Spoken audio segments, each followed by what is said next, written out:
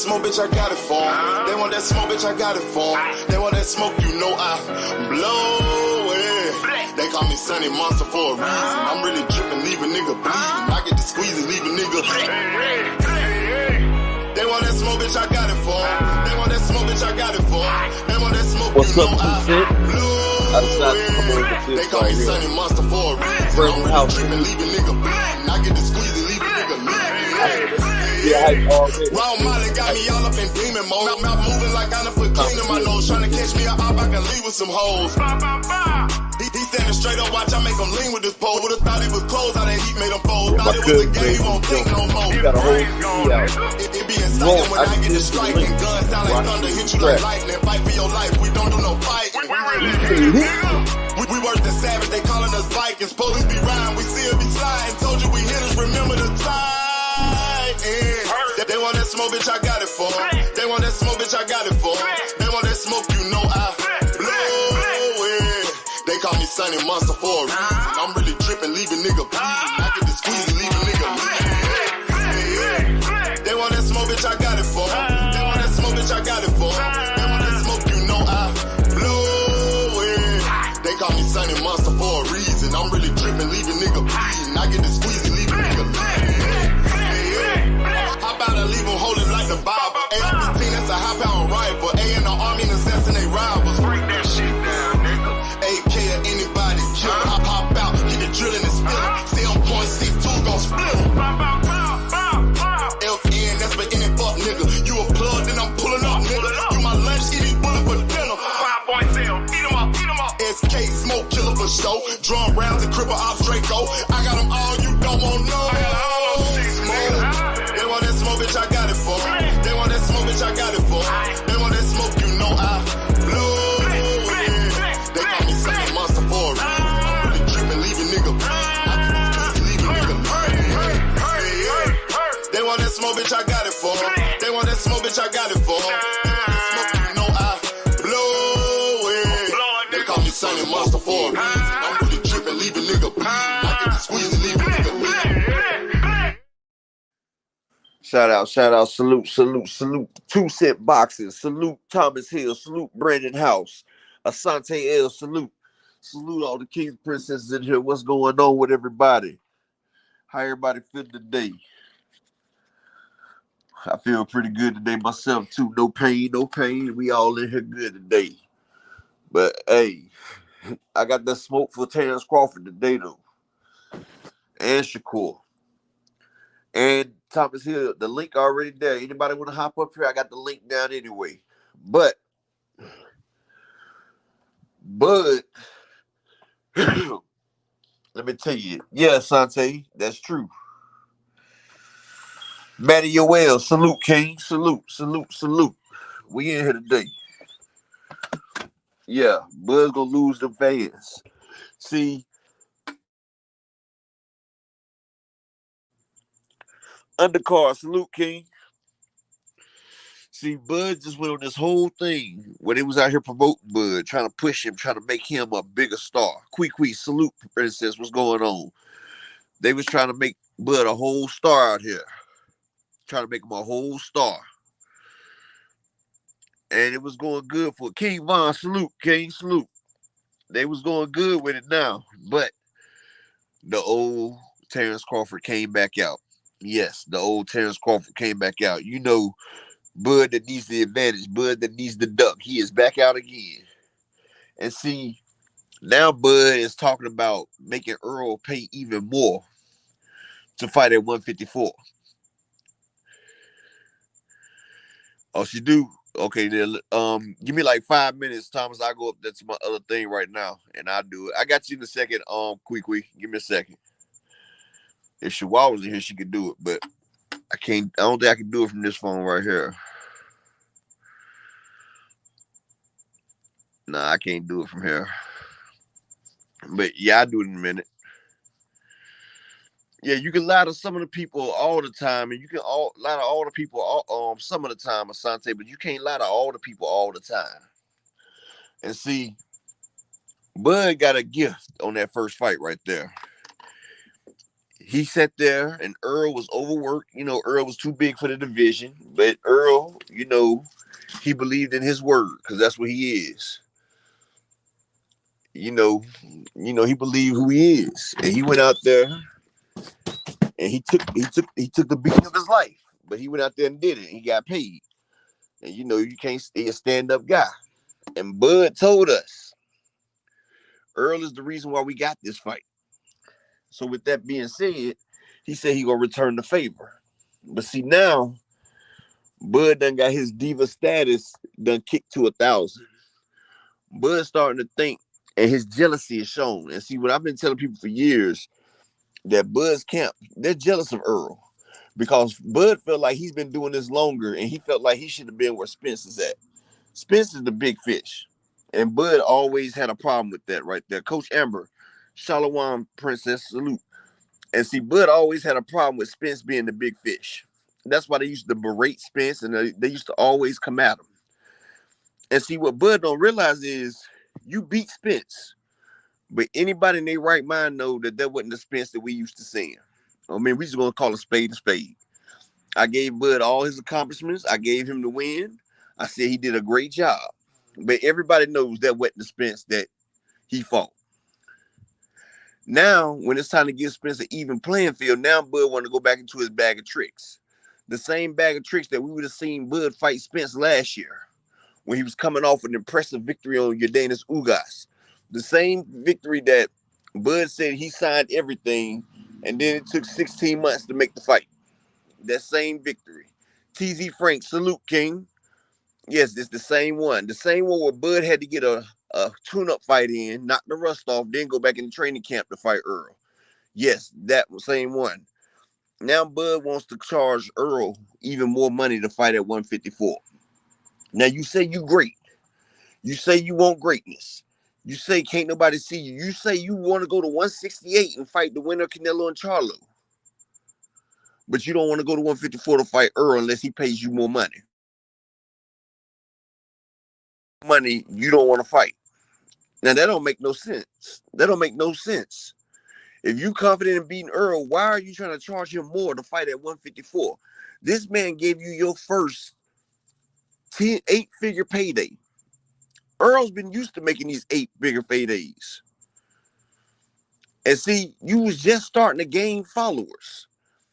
PBC has just moved you from 150K selling fighter, because that's what Bud was, 150,000. And I won't even say that, because Sean Porter was coming off the background. He had that fight with Sean Porter, and Sean Porter had just did numbers with Earl.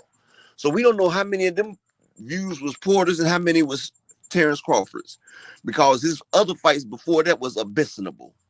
Yes, it was abysmal. The man was barely cracking 100,000. Sean Porter got him to 170. Now you just do 650K with Earl Spence. And you know something? And that was his Earl crowd. He feels that just because he beat Earl, he's now the big fish. No, you're not. See, that's where boxing differs. Earl Spence has a following. He has a fan base. But your fan base doesn't even pay for your fights. So you're not marketable like that. You and Canelo is not the biggest fight in boxing. Canelo knows he'll make more money versus Earl, more money versus Charlo, more money versus Benavidez, more money versus Morrell than he would make against Bud Crawford. Because Bud Crawford doesn't have the fan base and he doesn't sell. PBC tried to build a bigger fan base, but now Bud's starting to feel himself and he's starting to smell himself. Now he's trying to tell Earl that Earl needs more money to fight him. This is the same Earl that you thanked, and you publicly admitted that it wouldn't have been no fight without Earl. You did any and everything you could to not fight Earl, even a coin toss. And this man gave the word to the fans he was going to make the fight. And then he did it.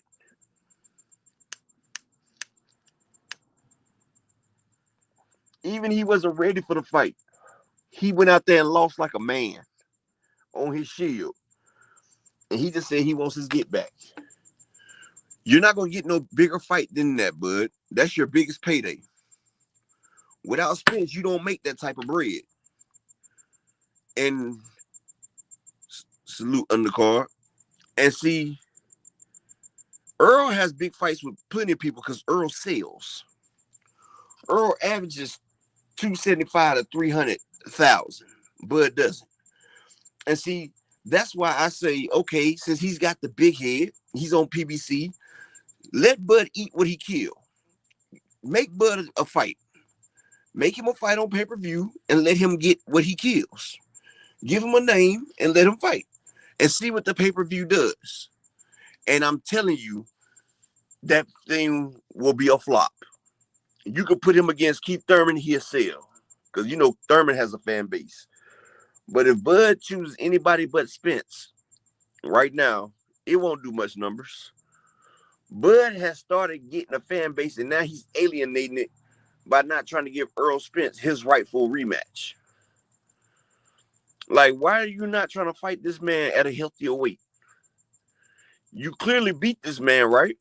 You clearly was the better man. And everybody know Earl doesn't make excuses. Derrick James don't make excuses. They just go out there like men and they do what they got to do. Now, Earl got that rust off of him. Well, you beat the rust off of Earl. Now his ribs feeling better. Now he's about to ready to get back in the gym. And now you have a hiccup. See, you're going back on your words. Just like when you told fans that you didn't call Earl a duck or none of that shit right there. When you clearly did that, then you came out there and said fans are lying, putting words in your mouth. Just like when you said you signed everything and you didn't sign nothing. You went to go fight David Avanesian. Just like you said you not fight unless you get a coin toss when you're clearly the B side. Earl gave you A-side advantages. And now you saying that you want more money to fight Earl? Where's the money gonna come from? Y'all done beat the money in the head the first fight. Y'all cleared the pot. You have to eat what you kill. And now you're trying to ask them to put more money on a fight that they don't think will do as well because they don't know the state of Earl. But I know Earl's ready, and he's gonna humble him down a few pegs. Snoopy Mac, salute, King. Bruce Gas, salute, King. And see, Bud knows it as well too. But now Bud, he's always had that diva status. He's always felt like the victim, like he was never given his just due in boxing. And I told y'all, now he's like this. I got the ball now. I'm about to take the ball home. Now it's, oh, you didn't want to give me a chance, so screw you, blah, blah, blah. Earl gave you a chance, so why are you tripping on Earl? Opinionated boxing. Shalom and salute, princess. So why are you giving Earl a problem? Why not run it back? This man just gave you generational wealth. You got more money in this fight with Earl Spence than you got in your entire career combined.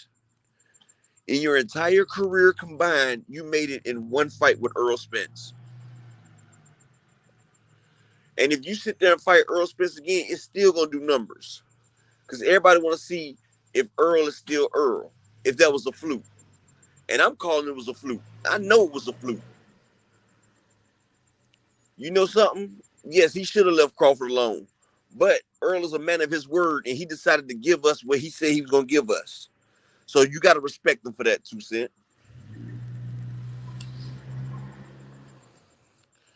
You know why, Coach Amber? Because Earl ain't coming off a daggone a 16-month layoff, and he not coming off another car injury. That's why. See, like I told y'all before, Bud's not going to get in that ring with Earl unless he has some type of advantage over it. After he fought David Avanesian, they asked Bud who was next. Bud didn't say nobody. He said, we got to go back to the drawing board. We got to see who's coming next. Then Earl get in another car accident where the team totaled his car against Earl. Then Bud told him to spin the block again. See, it's a method to Bud's madness. We're not going to overlook the fact that True Will, salute, King, with Jonathan Park, salute, King. We're not going to overlook the fact that it took for Earl to get injured again for Bud to get back in the ring. And see, Earl didn't let on how bad he was injured into that fight. You know, Earl just wanted the payday. And he felt like 50% of him could beat Bud like he did with other fighters. But one thing I have to say, Bud is an elite fighter. It's going to take Earl in his top form to defeat Bud. And now Earl realizes that. Earl has that passion and that fire back. He wants to get his lick back. TC Frank, I think the fight would do just as good. Because now it's a storyline behind it. You know, rematches usually do better than the first ones. And you know, everybody said all this and that was wrong with Earl, and everybody know that they didn't see the real Earl Spence. And see, Bud's out here, he's making enemies out of people because now he's telling the fans, he's trying to push the narrative that him and Canelo's the biggest fight out there. This man just did a pay-per-view with Earl Spence. He hasn't did a pay-per-view on his own now. He's did it with one of the four kings of boxing. You got Canelo, you got Tank, you got Earl Spence, you got Deontay Wilder, and you also got Ryan Garcia, and you got AJ. Those are the 6 people that sell, but the top 4 is who I named first. And Bud think by default he becomes one of them people, and he doesn't. It takes people years to build a fan base, and plus you have to be a likable character. Bud already alienated his fan base more than once. And the only people that's really cheering for Bud are the diehards and the ones that hate Earl. For real.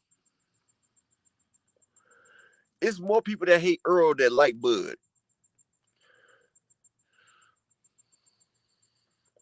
Snoopy Mac, I think so too. I think Earl's going to punish him. He's going to knock Bud down a peg. And when Bud gets knocked down a peg, the fall is going to be so hard. You know, they say the same people you pass on the way up is the ones you pass on the way right back down. And see, Bud feeling himself right now. He's overconfident. He's cocky right now. And he feel like he can just name his price. Showtime told him he can name his price versus Boots. He don't want that fight. They offered him $15 million for Boots. Guaranteed. But he says low risk, low reward. High risk, low reward. How is that if they trying to give you a guarantee plus the back end? Boots ain't even asking for that much. He just wants to get in the ring. TZ Frank, I'm hoping it's a trilogy too. But I don't want to have to go through these negotiations and this bullshit every time it's time for Earl and Bud to start fighting. Every time it's time for Earl and Bud to start fighting, Bud wants to play with these games. Because, see, in the contract, it says the winner gets to choose the weight. Now, Bud clearly told us that he'd do it at 154. It was hard for him to make 147. But he also knows it's even harder for Earl to make 147.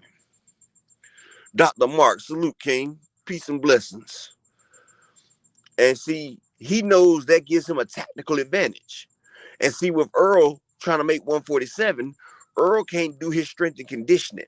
He can't use Blu-ray. He can't really put on too much because, you know, he's right there at the limit trying to make it. And see, like I said, I felt like Earl overworked himself because it is a thing. Coach Amber can tell you, it is a such thing as overtraining. You can get in there and you can be. That's why some fighters, when they get their fights moved back, they have to scale it back some. You don't want to peak too early because if you peak too early, you know, you'll be on a downslope when it's time for the fight, especially if they push your fight back. You want to peak right there at the right time. You have to. Because peaking too early or peaking too late can be detriment to the fight. You won't have your rhythm. You'll be off. And like Earl said, he just couldn't kick it into another gear.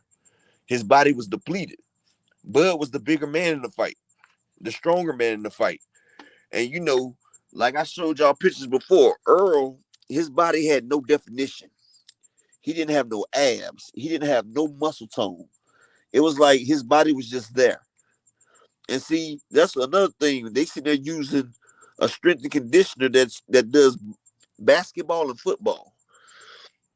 You work different muscles in boxing than you do in basketball and football. I'm sorry.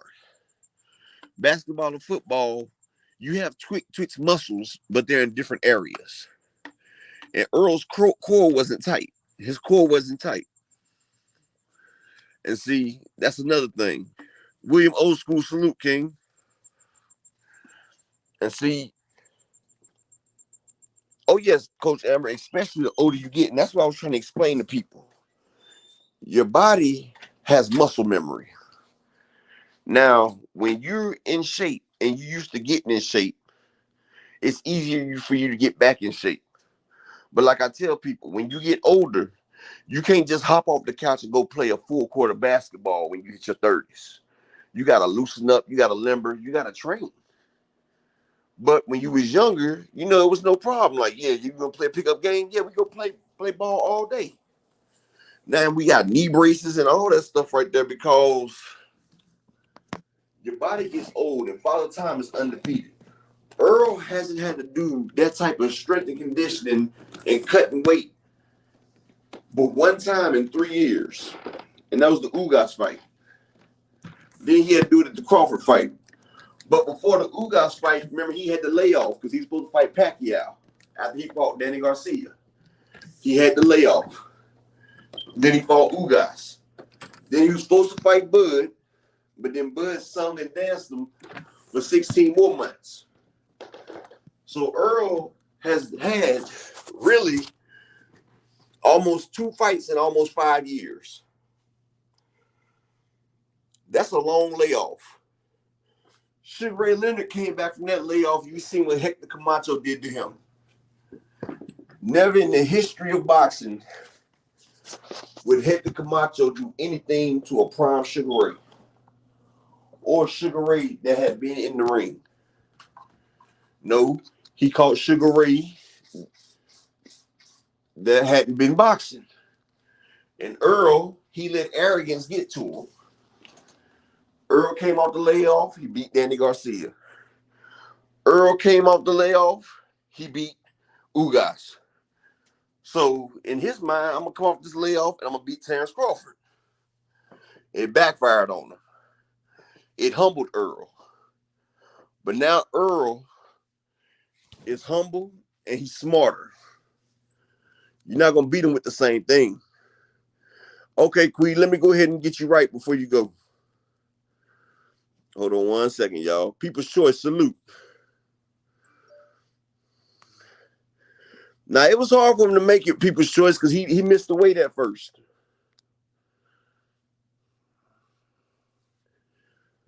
Yeah, Bud missed the weight the first time. He had to hit the scale again. Let me wrench up my man Trill Will as well. Who else I got in here that ain't wrenched? All right, I got Quee. I got Trill Will. All right, I like everybody. Yep, that's everybody. Okay. All right. Anybody want to all things salute? Y'all go ahead and hop up on this panel. Give me somebody up here with me.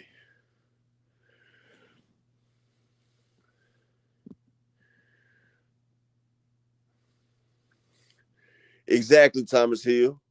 Exactly. They forget the trouble that Bud had with one-legged Jose Benavidez. The same Jose Benavidez that Earl Spence demolished. It's a video of Earl Spence demolishing Jose Benavidez when he was in his prime, when he was a contender, when he was one of the top prospects. Bud got Jose Benavidez after he took a shotgun to the leg and took him 12 rounds, almost the end of 12 rounds to get rid of that man. So yes, Earl is not the same. And I think in Bud's mind, he knows that. That's why Bud kept him at this weight for so long. Because they could have been had this fight. Earl asked for this fight when they was at the Comey fight. Earl asked 11 times for that fight. And Bob Arum and Terrence Crawford, they pushed him off. Terrence Crawford has been preparing for Earl for 5 years. He's been eating, sleeping, and drinking Earl Spence. And see, Earl Spence and Derek James, they just did their thing. They didn't cater their thing to Terrence Crawford the way Terrence Crawford catered their thing to Earl Spence. See, that was the arrogance. And see, you know, experience makes the best teacher. Oh, yes, Trill Will. He is. And here, hop up here, Trill Will. I've dropped the link. Well, Thomas dropped the link. Yeah, you can hop up here. Bud showing all the panties, them diva skills. And see, Bud is not a big draw. He, in his mind, feels like he's the man now. He talking about it's a new sheriff and it's not Mr. Rogers. Bud, you're a great fighter, yes, but your antics outside the ring will not make you a marketable fighter.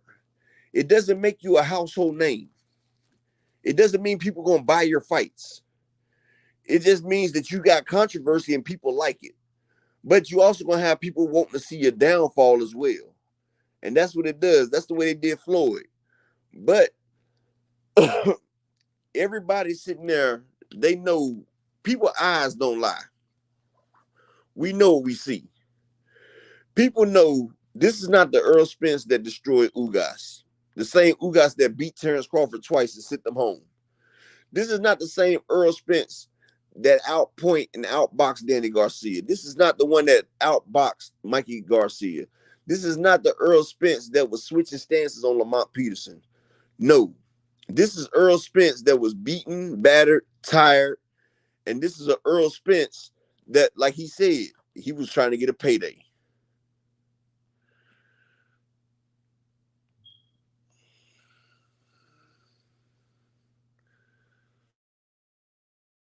Ring too long, and Earl went in there for the payday. He went in there for a payday, and Earl got what he deserved because he was arrogant. And Earl's my guy. But, you know, when you're arrogant, after pride comes destruction. And Earl's my guy, but I'm going to keep it real. I'm going to keep it 100. He messed up. And he knows he messed up. But it's a hell of a mistake, and he's not going to make that mistake again. And now, Keith Thurman, I understand if Keith Thurman and Bud don't fight. Hell, Keith Thurman had a chance to fight all these guys, and he didn't want to. So I don't blame him. Trill Will, salute, King. What up, though, man? What's going on with you, brother? Nothing. Had to take a day off work today. So, but hey, what's good, man? I was listening to you cook. It's Hold funny. on 1 second, bro. Hey, William, old school, bro. You gotta have to make it where your mic is available. You got your mic and the camera messed up. Okay. There Old you school Will, salute. Old What school, up? what's happening with it though? What's up? What's going on, fellas? What's going on? Hey, what's up, man? Go ahead, True. Will. I'm gonna let you go, then I'm gonna let Will go. Go ahead. Bud showing his panties again, dog. And I mean, this is the reason why I don't care for Bud too tough. He a good fighter. Yeah, I can't take away from the skill set he had in the ring, but this shit was strategical, bro. You just look at man. It's almost like you taking a dude who done been in the toughest races with his Mach 1 Mustang, and you come with this brand new 2023 car that's never been through shit, and you put them up against each other. Of course, who you think gonna win? The one who hadn't been through that much damage, who ain't put themselves through that fucking gauntlet of going through the toughest competition. Everybody know. I don't know why how all these people getting on YouTube and on Instagram and Twitter acting like Bud done did so much in boxing, like he done took the toughest fights and shit. This nigga ain't fought no fucking body. Let's remember this shit. This dude Bud went over still here preserved. Yes. He literally went the easiest route. He had the easiest route to undisputed at 140. This dude waited out Errol Spence. Errol Spence spun the block back to give this nigga an opportunity because he wanted legacy over money. He wanted legacy over fame. He wanted legacy because that's what he got into boxing for. He's been saying the same thing consistently since he got into boxing. But on the other hand, now he on Twitter, man, everybody don't want to fight me. Everybody want to fight me now. All right, but you only popular because of Errol Spence. The only reason anybody saying your name is because of Errol Spence. Once again, you just like Tyson Fury. Tyson Fury ain't shit. Ain't never gonna be shit. He ain't shit now. Ain't Without nobody Wilder. Without Deontay Wilder, nobody gives a fuck about Tyson Fury. Without Errol Spence Jr., no one gives a fuck about Bud Crawford. No one gave a fuck about him when he signed that bullshit contract. When he had that grandfather contract, he could have signed out and left top rank. He went back to top rank, talking about he know Bud's heart, he know Bob's heart. This goofy ass nigga going to sue him after he leave him, talking about he could never get the big fights. Now all of a sudden everybody was ducking his goofy ass. This is why I don't like Bud. This is it right here. Ain't got shit to do with what he does in the ring. Did he beat Errol Spence? Yeah, he beat a 2-car wreck, torn retina, 18 months out of the ring where you were fucking around and fighting David Avenesian sauce. Get the fuck out of here, bro. You fought the worst version of Errol Spence and everybody in here know it. Even the Bud Dick Riders know it, but they ain't gonna admit that shit. Exactly. Because they felt like they won.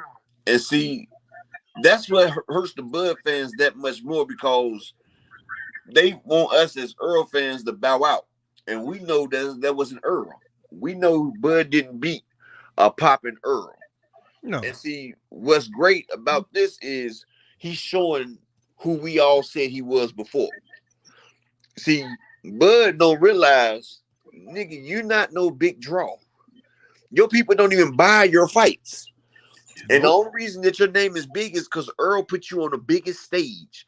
You was content to sit there with your WBO belt and sit there and keep fighting your little mandatories. That's all he was content to do. Now, after Earl got in the ring with him, now he wants to do this and that. He wasn't actively pursuing Charlo. He wasn't actively pursuing Canelo. Nope. And he know that Canelo and Earl was the biggest fight. Now he's trying to put himself in that equation. Canelo and Earl still would do more than Canelo and Bud would do any day. Bud doesn't have the fan base. Thank you. Earl versus anybody does better than Bud versus anybody because Earl has a fan base. His fans are loyal, most of them. And they're going to come out there because we know what Earl can do. We've been with Earl from day one. Bud, you alienated your fans. You said the UK fans are better than us. And then you lie. You lie so much. And people, once you lie to me, I can't trust you. And then hey, old school, mute your mic. I can't hear upper echelon. And then when I try to give him the benefit of the doubt, he comes back with this bull crap.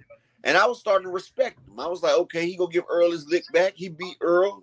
You know, I wasn't making no excuses because, you know, they got in the ring. They signed the contract. But now you start to play these games that you played 2 years ago. Yep. We had to go through this shit for 2 years and finally got you in the ring. And now you're playing games again after you got what you asked for. You said you wanted the money. You said Jerry Maguire showed me the money. They showed you the fucking money. You see more money than you've seen your whole career in one night. And you still complaining. You still asking for more. You trying to beat a dead horse. Like, dude, you don't even generate that revenue. If I was Earl Spence, you would have got a damn 25-75 split. And if you didn't want it, I would have said the hell with you. Yeah. The hell with you. You did 9,000 buys with David Avenesi with a 500,000 gate. You didn't even do $1 million gate versus David Avenesi. Y'all fought in a barn on an app. Less than 10,000 pay-per-view buys. You bankrupt that company. Yeah. And then you come in here, you want a coin toss, you want 50-50 and all this, and now you playing games. And then you wonder why people don't give you your flowers, why people don't respect you, man. You don't respect us. You trying to give us shit and tell us it's chocolate pie. It's not gonna work like that. Mira a ver si lo puedes sacar. Right. My guy Will, what you chiming in with, old school? Man, could somebody answer me, when have we ever seen Errol not being able to take a punch? I watched that fight multiple times. I got Bud and Errol on my DVR. Errol from the second round on never got his equilibrium back. Now, when I watched that punch in the second round, that punch was not all that hard. I've seen Errol get hit a lot harder than that. Yet the man never got his equilibrium or his feet back under him the rest of the fight. He got caught behind the ear on that equilibrium. Still, the whole fight, bro. I'm gonna tell you like this, Will. Sometimes, Earl had a concussion, and when you get a concussion, you know, in football they'll sit you out for a week. You know, if you don't go through concussion protocol, the next week they won't let you fight. But, you know, in boxing, you don't have that time to get your head back together.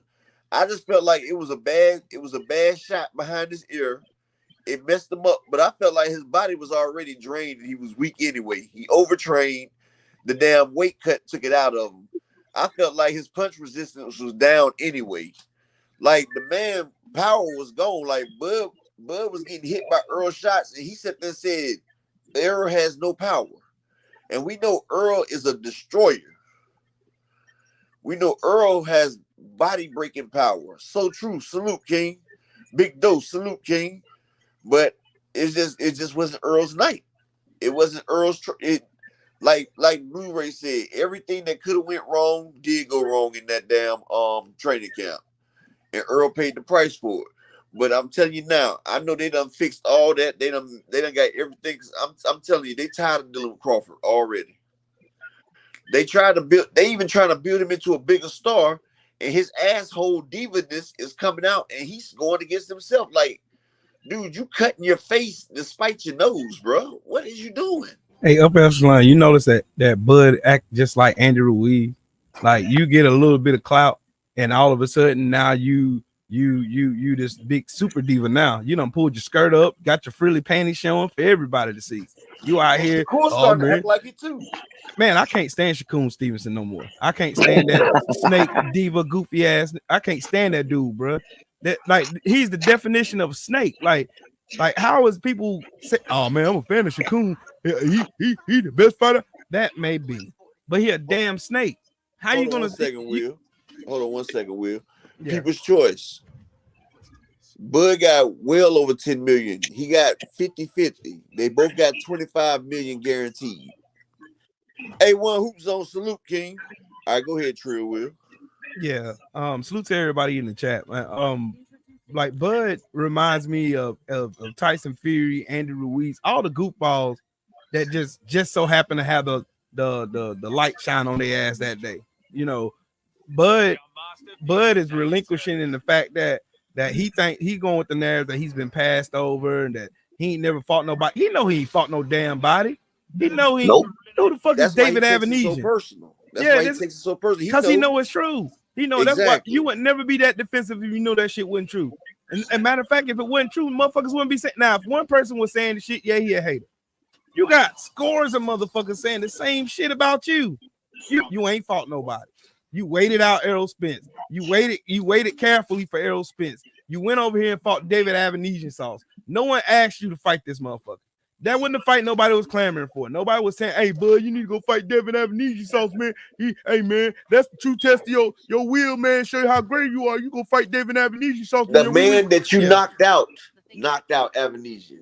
Right. He knocked out Green Machine. Green Machine knocked that man out. Exactly. But then motherfuckers get on the app talking about, man, you know, man, Bud that dude, man. Bud that dude, man. Bud this, Bud that. Then Bud over here just only cementing the goofiness on the app. That's why motherfuckers don't fuck with him.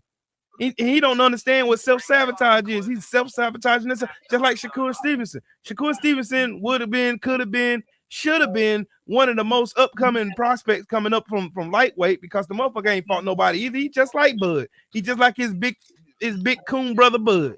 Both these motherfuckers ain't fought nobody. You ain't proved yourself, and you out here thinking that you bigger than you the big dog now. You the big dog. You the one. I call the shots. Oh, that shit dead, cuz. That shit dead. Shut your goofy ass up. All these niggas are goofy, bro.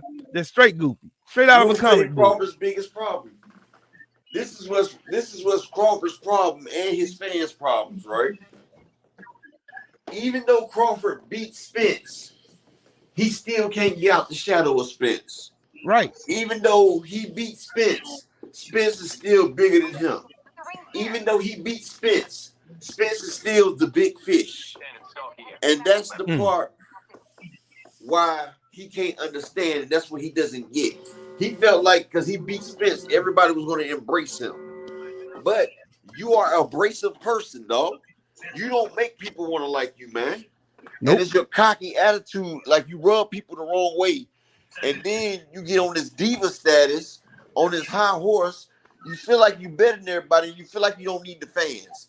And once you start feeling like you're above the fans, then that right there cements you right there. Because without the fans, it's nothing. Because if the fans don't buy your fights, then who are you? They ain't been buying his fights. But I got a question for all the Bud Dick riders in the comment, and I'm pretty sure there's some in here.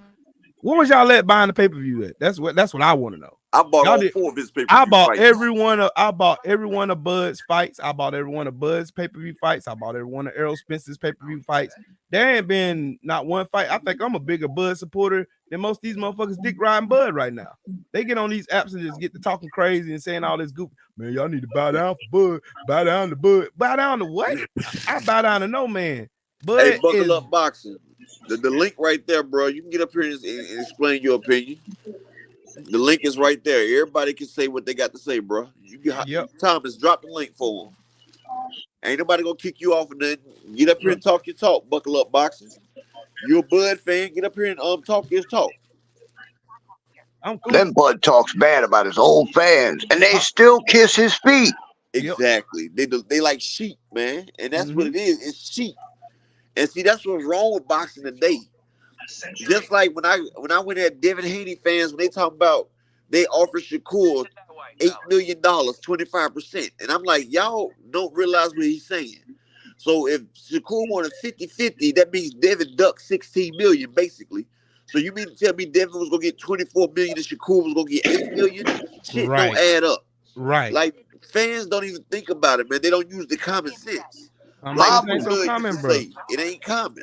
Bob was bitching when he had to pay $10 million to Bud and Porter. How the hell is he gonna pay that much for freaking two guys that barely do 150K? Devin Haney and Lomachenko only did $11 million. They did $9 million pay-per-view plus the $2 million gate. So you mean to tell me that Shakur and Devin is gonna do 3 times that? No. Buckle up and come up here and let us know, bro. I mean, you was just all adamant about it. I'm just saying that's what gets me every time. It's not the fact that Bud beat Errol Spence. I can live with that. That's boxing. That's what happens when the best fight the best. I don't care about none of that. What I care about is the fact that y'all getting out here getting over here smelling yourselves and then going over here and telling motherfuckers, oh man, man, see, man, y'all ain't gonna never give him his credit, man. He gonna give him his credit, bro. Did this look like a bank? Did you just hear what I just said? I said Bud beat Errol Spence. That's not hard to say. Exactly. But the nigga's still a bitch. I'll be on Buckle Up. I'll be on at 3:30. I'm gonna tell you like this. If I go to Ruth Chris and eat a steak, I'm gonna tell the waiter, yes, that was a good steak. And I'm gonna tell him how much I enjoyed it. But when I come back the next time, I'm not gonna still be thinking about that steak. I'm gonna be thinking about something else. Just because you gave me a great steak that time don't mean the next steak gonna be great. And I'm not gonna give you credit for what you did the last time. I gave him credit for beating Earl. But Earl wants his lick back. What's the problem with giving the man his shot back?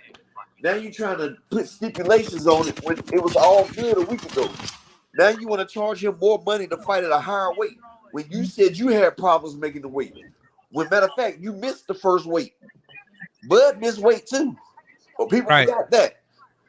But he knows it's a bigger advantage because he know Earl was drained when he couldn't make it.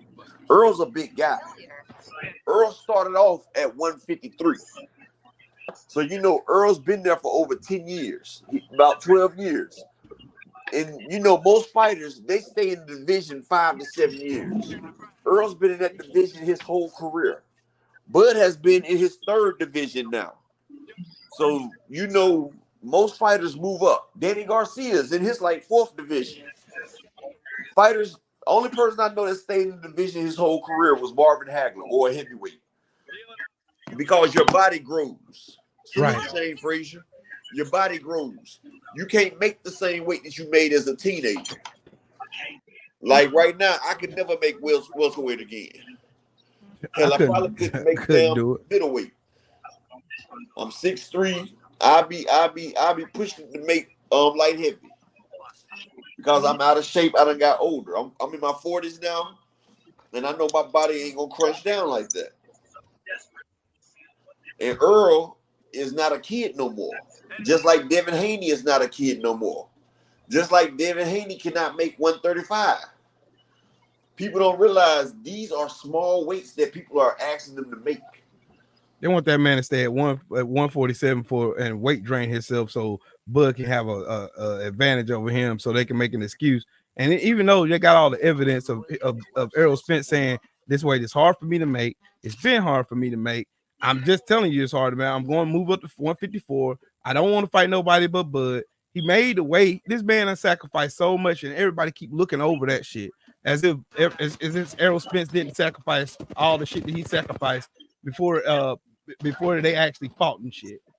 I was gonna say that people's choice, but he did go to 168. Triple G did fight Canelo at 168 though. I was gonna say Triple G stayed at middleweight, but he did move up to 168. 10 seconds, but the ring's near. Cheers for the help. But yeah, plus middleweight, but they height. That's a good weight right there. Middleweight is a good weight for a man because you make the 160, you can go up to about 200, and you can get back down. Right. Yeah. Middleweight is like the middle of the tier.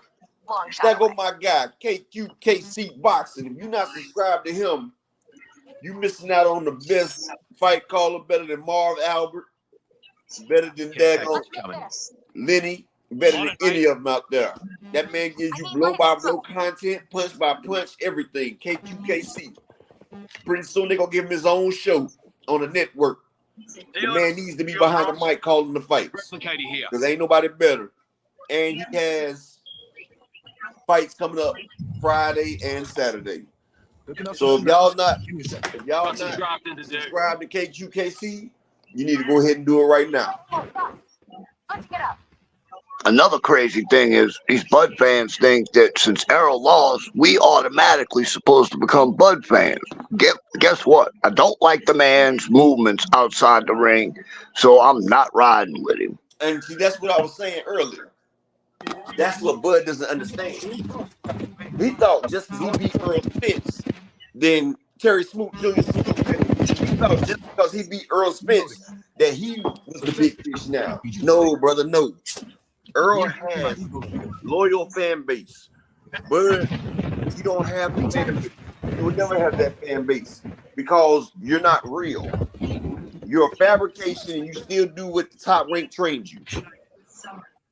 You still do what top rank trains you to do, and you'll never be Earl Spence because that man does what he says and says what he does. That man is a man of his word. Antonio Brown, Earl Spence probably becomes even that much more bigger because anybody can beat somebody's ass, but it's how you take that ass whooping and come back that makes you a champion. That whole boy, salute, King. And see, Bud thought, and he thinks now that he's the top guy. I still don't think Bud sells over 250,000. Hey, watch, I guarantee if you don't fight nobody else other than Errol Spence, that fight gonna flop. Exactly. Yep. It's gonna flop like hell. I said PBC should humor his ass and give him a fight. Let him have a fight where he the A side.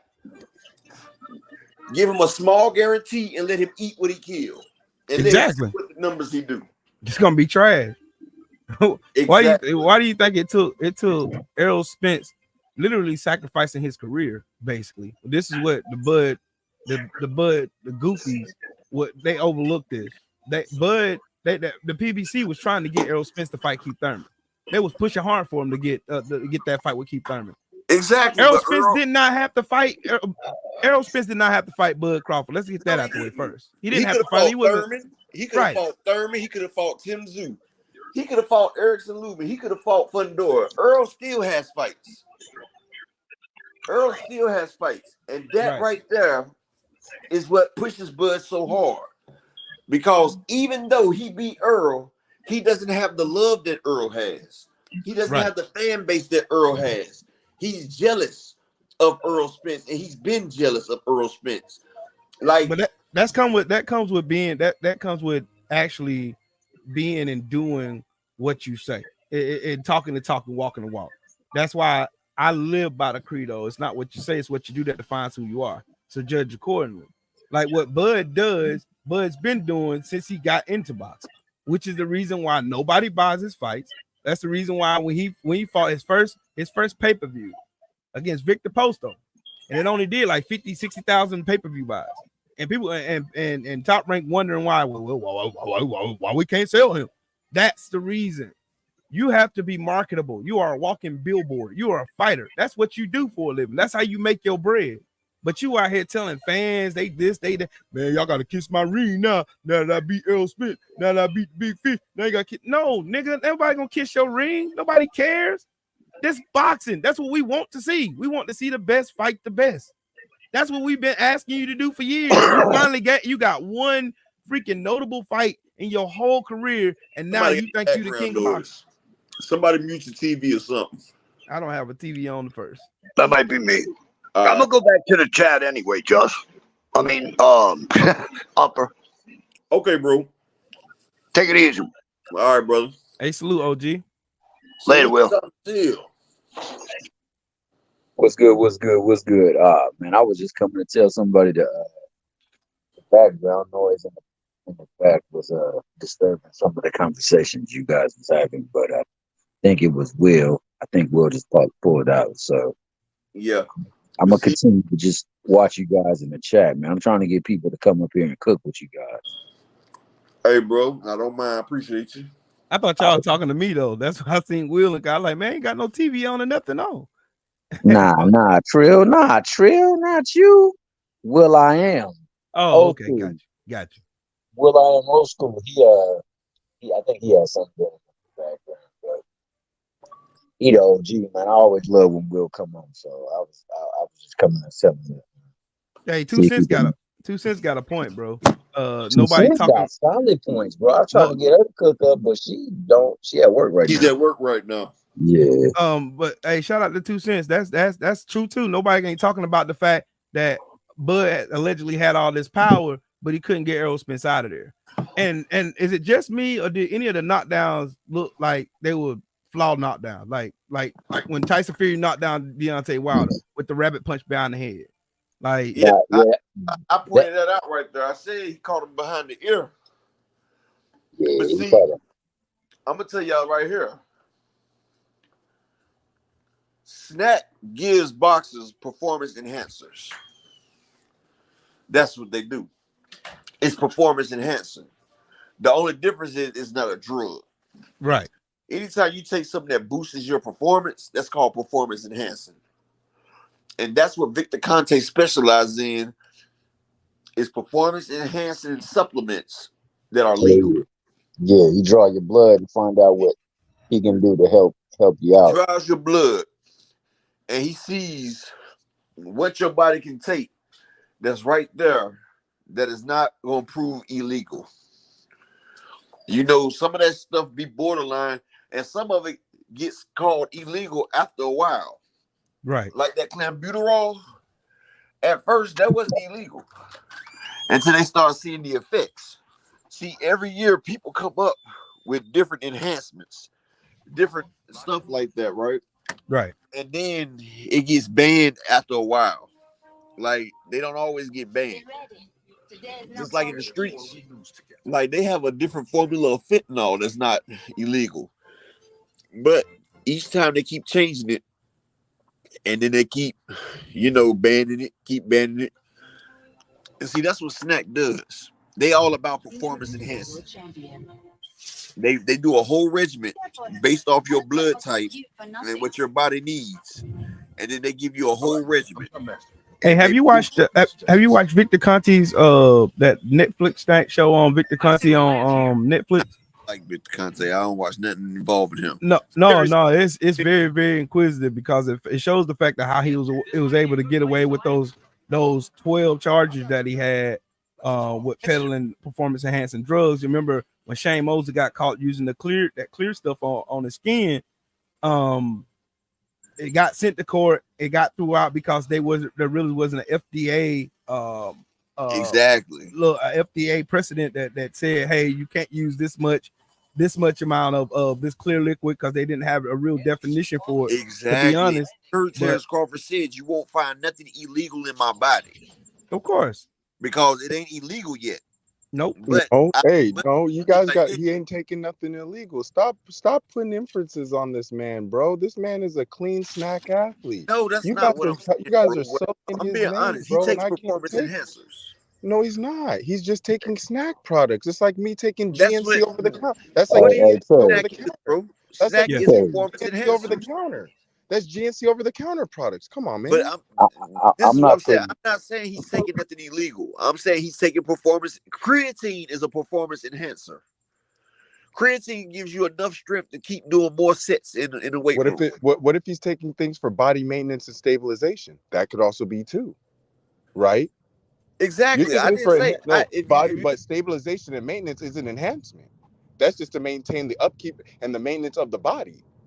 But right? That's not I enhancing. already That's just said though. upkeeping.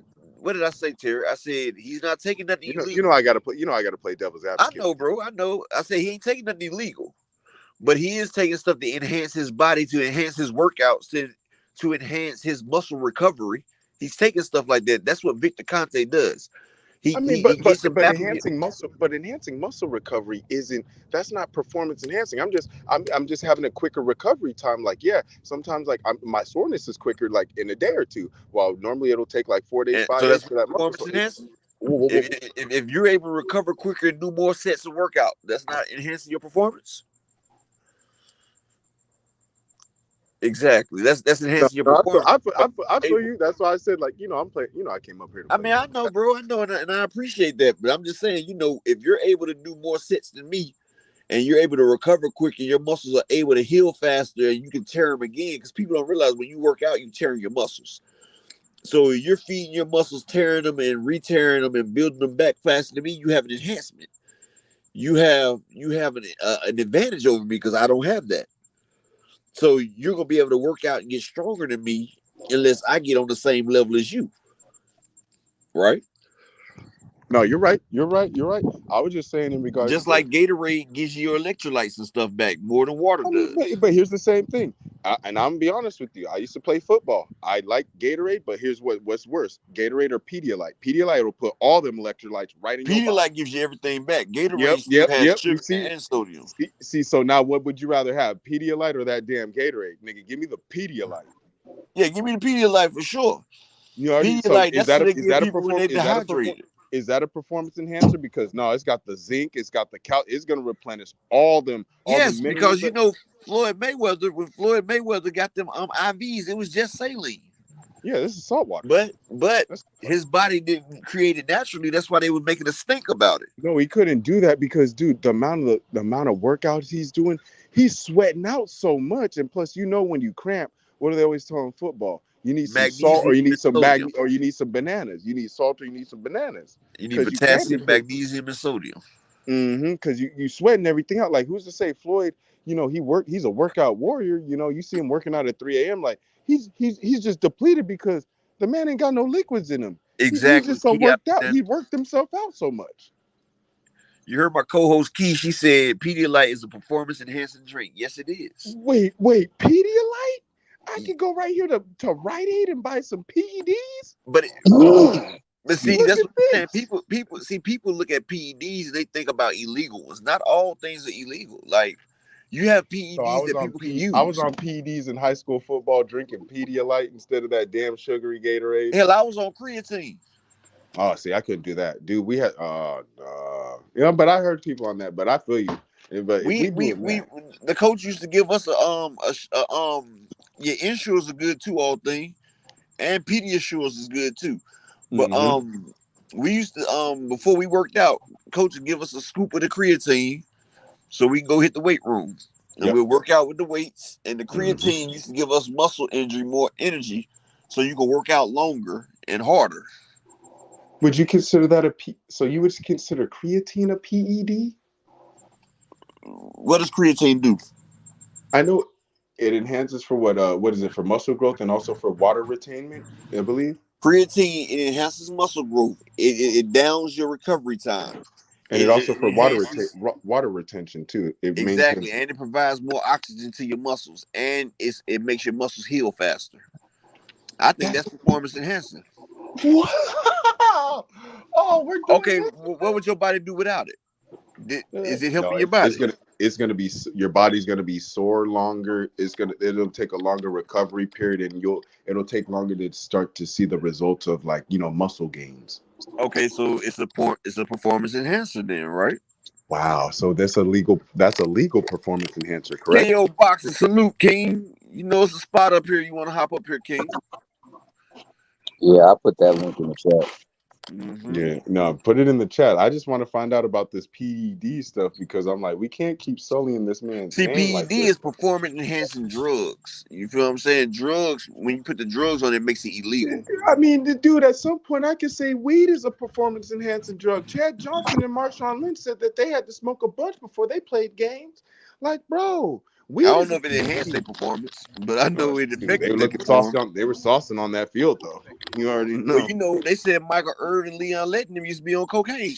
That's performance, dude, bro. They busted Michael Irvin for that, bro. He was, bro. They busted him for that. Just like I'm gonna tell y'all this, and can't nobody tell me different. Tyson Fury be on that ice cream. I believe he be having that mod. Well, it's called ice, crystal milk. I think he be having that in his drink. Because I've known a lot of people. He'd be zooted if he's on that. You could tell his eyes would be all dilated. He'd be zooted. Do you not be seeing him? Do you not see him on a 12-round fight? And that man still has energy at the end of the 12-round fight. And one thing you can't do, you can't knock a person out that's on that damn shit. You see, he kept waking up every time Deontay knocked that man down. When you're on that, you're so aware, like your awareness is up. Like exactly, you know, and you see he be dodging the hell out of Deontay Wilder with that shit in too. And you want me to tell you why I know he's high all the time? Because when he wasn't, he got knocked out by Jared Anderson in sparring. Oh no! That wasn't Jared. He got knocked out by what's his name? Nicholas Asbury. No, it was Jared. It was also Jared Anderson. Yep. It was Jared Anderson, Effie Ajabe, Joseph Parker. They was all in the training camp with Tyson Fury. No, it was Nicholas. It was Nicholas. No, it was Nicholas. Listen, after Jared Anderson did it to him, after Jared Anderson did it to him, Tyson Fury went back to England. He said that he was he had COVID. Effie Ajabe and Joseph Parker didn't know about it. That's when Jared Anderson came out and said he the best heavyweight in the world. Remember? Right. Right. Jared Anderson beat the hell out of Tyson Fury in there. And Tyson Fury, he went back home and got his stuff right. But remember before the Wilder 3 fight, he had a sparring partner, Nicholas Asbury, and that's when they found out something about egg weights being in Tyson Fury's gloves. Like he had been working out with egg weights and shit.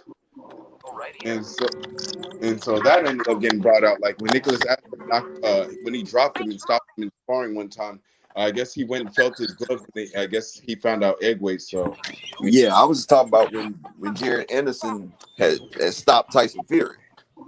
And that's when Tyson Fury didn't have his do it fluid. His do it fluid. Yeah, you gotta have that do it fluid. That man still bouncing around. And you know what it was? Emmanuel Sugar Hill Stewart wasn't there to get him right. That's all it was. Sugar Hill wasn't there yet. He didn't give him that sugar water. That's what it was.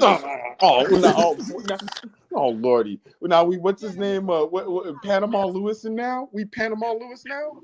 Hey man, I see. Look, man, I used to live a ticket lifestyle, right?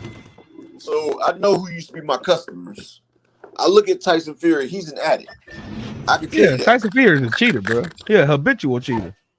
He's also an addict. He's a drug addict, and he's a drug cheat. Yeah, we putting this kind of lifestyle on him. Damn, we putting all lifestyle on him. I'm being honest, bro. Like, if you actually come on, you know that. Damn, we putting a whole lifestyle on this man. I ain't never once since I've been up here said Bud was a ped user. I never once said that. What I said was it's outside of. I said he used exactly. But I'm just saying, like, only thing I've ever said since this fight between Errol Spence and Bud Crawford is that Bud's antics outside of the ring, with the exception of the fans who didn't even pay for the damn fight to begin with, are the reason why most people don't have that fucking what Bud looking for, that acceptance amongst real boxing fans. And that's going to continue to happen because of the fact that he get on Twitter just like Shakur Stevenson. They get on here running their mouth, talking down to the fans and all that. And ain't nobody going to go for that shit, man. You want people to pay their hard-earned money for you to go and talk down to them and tell them they ain't shit and they need to bow down and kiss your ring. Nigga, you ain't shit. Ain't nobody going to kiss your ring. Who are you? I'm not going to do it. As a man, I'm not going to do that. I'm not going to let nobody talk to me that kind of that. No, ain't no way. Ain't no way. Ain't no way. And anybody that get up and say, well, nah, man, he can say whatever he want, man. He got a right to feel the way he feel. No, bro. Ain't nobody gonna go for that. Nobody. Not nobody sitting up here. Nobody. Nobody's gonna go for that. Nobody. And could you blame them for not going for that? I wouldn't go for that. Like the way you treat and handle your fans are your customers. The way you talk to them is the way they're gonna receive you when you got a pay-per-view coming up. Or am I gonna go and pay my hard-earned money for your pay-per-view when you over here telling me that, oh man, you got to kiss my ring because I did this and I did XYZ? No one cares. You won. You beat Errol Spence. Good for you. That's what we want. We want the best to fight the best. You fought the best. You won. It was your night. You did everything you were supposed to do. Nobody's taking that away from Bud. I get tired of this goofy narrative. Oh man, y'all trying to sell this man? No. Bud is sabotaging himself. He's doing it to himself. He's been doing it to himself. That's my only beef with Bud. I never once contested what he does in the ring. He's a phenomenal fighter in the ring. Never once said anything about that. All I said was he took the easy route to get to where he at now. Period, point blank. And can't nobody deny that shit. And I'm gonna tell you like this: I've never said Bud using anything illegal. Like I said, if they allow you to use it, you can use it. I just said he uses stuff that enhances his performance, not drugs. But like I said, it's a bunch of things people use that enhances. Like I said, creatine does it, Pedialyte does it. Everything that you put in your body that helps you out is an enhancement. That's what I was saying. I've never said he used nothing that was illegal. And that's what Snack does. Snack enhances their fighters. They do a complete background and regimen check on their fighter's body and what their body reacts to. And Victor Conte will put together a list of supplements and materials to help them achieve their desired results. That's what he does. And KO, how you doing today, sir? Man, I'm coolin', homie. How y'all boys doing, man? Salute to everybody up here, dog. What's good with you, Upper? Not much, brother. Not much. Salute, Feeling KO. pretty good today. Yeah. It's one of them good days right here, boy. No pain, no gain. I ain't mad at it. I ain't mad at it, dog. I ain't mad at it. Y'all talking about Bud on steroids and shit, man? Now, we didn't say he was on steroids. We was talking about. I ain't saying y'all said, but y'all talking about him in the PEDs and shit. Nah, when he made a comment, he said, "You can test my body, you won't find nothing illegal in it." And I said, "No, you ain't gonna find nothing illegal, but you will find that he has taken stuff to enhance his workouts. It ain't illegal because everybody takes something." Listen, like man, I said, when you rehydrate, you can't be sensitive, bro. Like when you in the public light like that, people gonna talk about you. Like if Earl Spence can take people doing live streams and making comments about his nipples look like this in one picture and his nipples look like that in another picture, and he on steroids when he was 15. This how his nipples look when he was 25. His nipples look like that. Now he's 33. This how like all that shit, bro. People gonna talk about you, dog. Like you want the millions, right? You want the millions. You want to be respected. You want to be called a great fighter. Well, what comes with that is everybody ain't gonna like you. Everybody ain't gonna like you, bro. And people can draw correlations between somebody working, like who you working with. Like any fighter on Snack, if somebody's like, yo, bro, like you working with a motherfucker that went to jail for like being the steroid guru and shit. Like all them dudes is on Snack. Like people, if they don't like you, they're going to draw correlations to that. People do it to him. I've heard people try to do that shit to Devin Haney. I've heard people do that to multiple fighters that are on Snack. He seemed to be the only one that, you know what I mean, take the shit personal or whatever, bro, man. Just take that shit with a grain of salt. Like that's why you got a block button. That's why you can ignore shit. You got the ability to get off of social media. You got the ability to do so many things other than cry and complain about people trolling you, bro. He would cry when people were talking about the way he dressed at the press conference and shit, bro. Like all that crybaby ass shit people be doing, bro. Like, man, whatever. Dog. Nah, his problem is, you want me to tell you what I think his problem is? Knockout. He feel like since he beat Earl that he is the big dog now. And what I was trying to tell him, he's still not a bigger seller than Earl. And see, that's what gets him. He feel like he should took the reins since he beat Earl. That's just like not saying it happened. If Devin was to beat Tank Davis, Devin would not be a bigger draw than Tank Davis. Tank Davis still be the bigger draw. And you gotta fight out. You gotta fight outside of fighting that person. Bud, and Devin in the scenario that you have given, they will both need to fight somebody else, and then sell like that. Then you can say you took that spot from him. You know what I mean? But until Bud go like shit, fight Jermell Charlo, and then let me see you and Jermell Charlo sell just as much or more than what you and Earl did. Then we can have that. Then we can have that conversation. Fight a boot tennis and sell just like you did with Earl, and then we can talk about that, bro. But your numbers is your numbers. People like to argue about pay-per-view buys and live gates and shit. And it's just funny to me, bro, because the numbers are out there and the facts are right there, but people will still argue with facts. It's mind-boggling to me, dog. So, that's what I think about that shit, bro. Numbers don't lie. And that's the thing. Numbers don't lie. And see, like I said, I felt like Bud was probably like a 200,000 pay-per-view buy right now. But the antics that he's pulling, talking about he ain't gonna fight Spence unless he get more money at 154. That right there, that's ruining the promotional push that they pushed for him because they was trying to promote him and market him. Hold on, he said that? Yeah, he's sitting there talking about he needs more money to fight at 154. That's what he's been saying. Bro, he said that on Twitter or he said that on the interview? It was on Twitter. Oh, I ain't seen him say that. I seen the rant and shit. I ain't seen that. If that's what he's saying, bro, you were going to 154 anyway, though, is what you said, bro. And that's what we talking about. Why would you need more money to fight at a weight class that you said you were already going to, bro? Because they said the winner gets to pick the weight. And he alluded to fighting at 147 if he don't get the type of bread that he wants. But on some real shit, should he get more money in the rematch? Yeah, usually when you win the fight, you get more money in the rematch. Like Andy Ruiz got more money to fight AJ, but he got the same thing in the first fight though. Shane Mosley got he got more money to fight Oscar. So if the word is simply I want more money for the rematch, I ain't got no problem with it. But wanting more money to fight at 154 when you go in there anyway. That sound like so. What you trying to fight him at 147? You want him to be weight drained again? Like what that shit mean? I ain't see that shit. I need to go look at that, bro. And see, that's the point that gets me mad right here though. Knockout. The man gave you 50-50. The man gave you 50-50 when you was clearly the B side, and now you want the man to give you even more, and you still not a bigger draw than this man.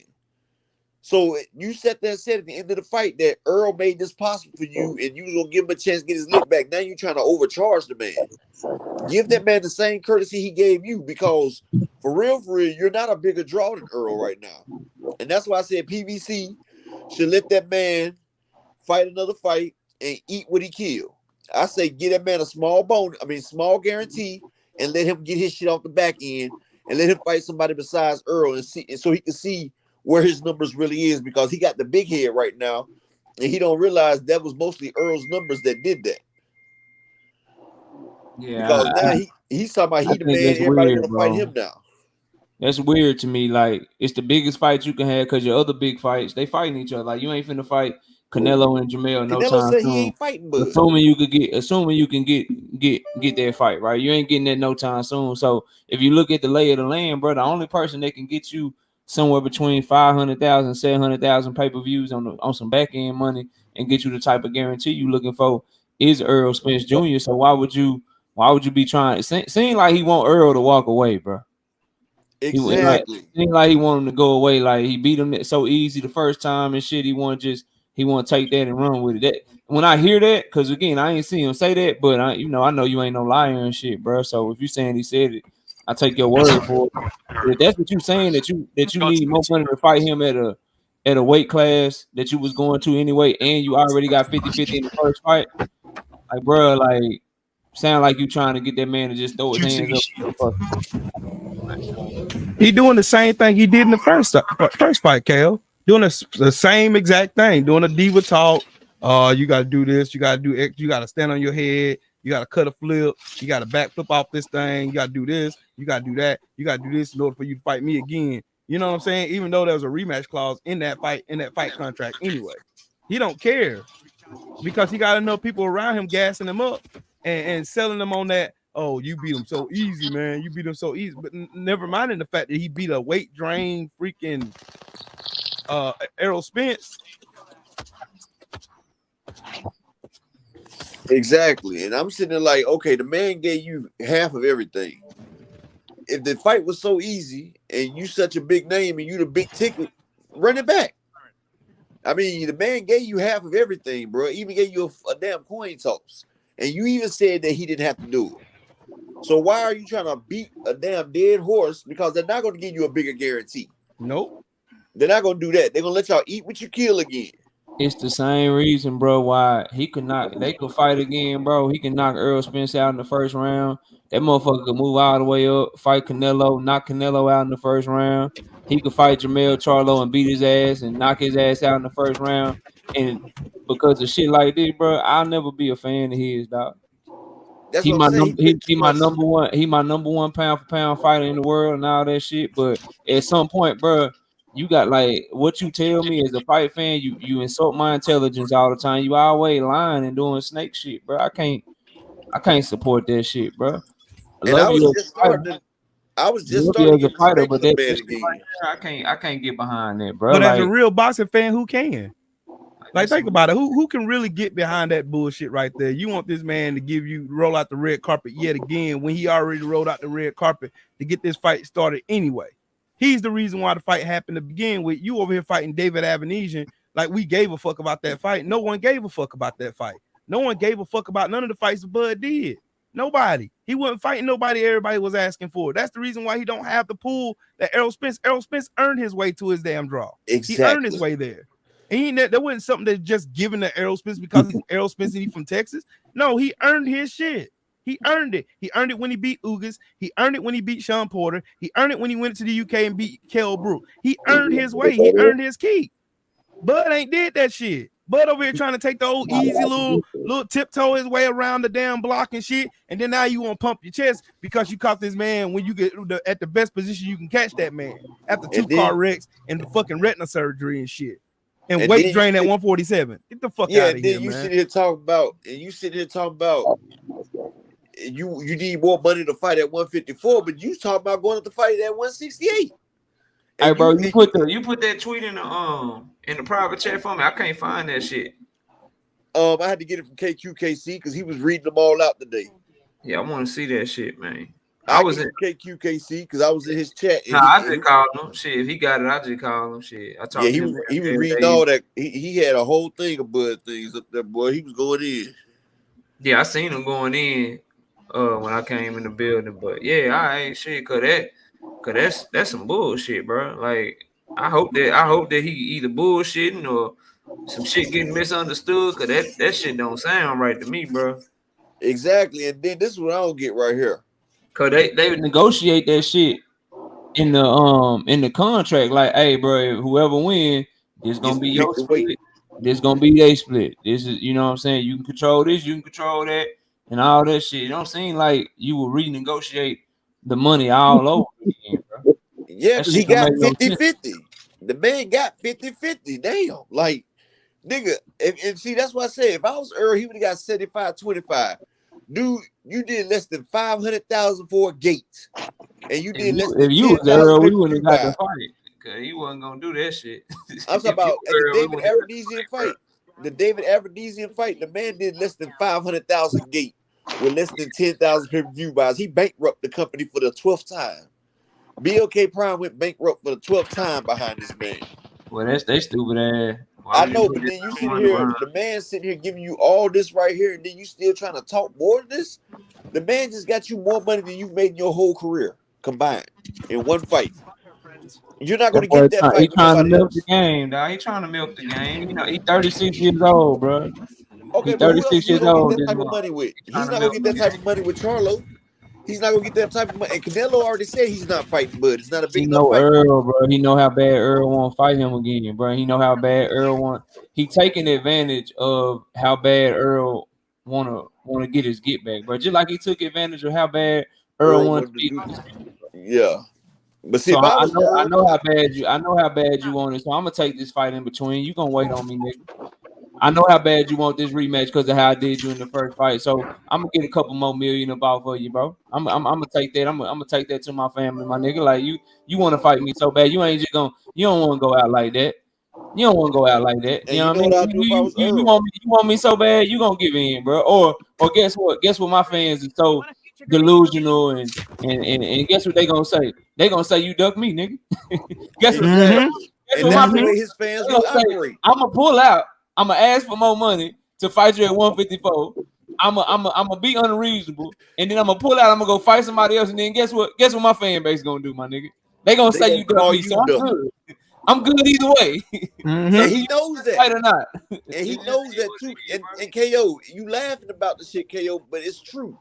That's I'm not his laughing fan because I base know no day. niggas like that. That's why I don't fuck with him, bro. That's why like I cannot, bro. This dude is probably the best fighter in the world, bro. And I have always, throughout my entire time watching boxing, I've always been a fan of the best fighter in the world because I just enjoy greatness.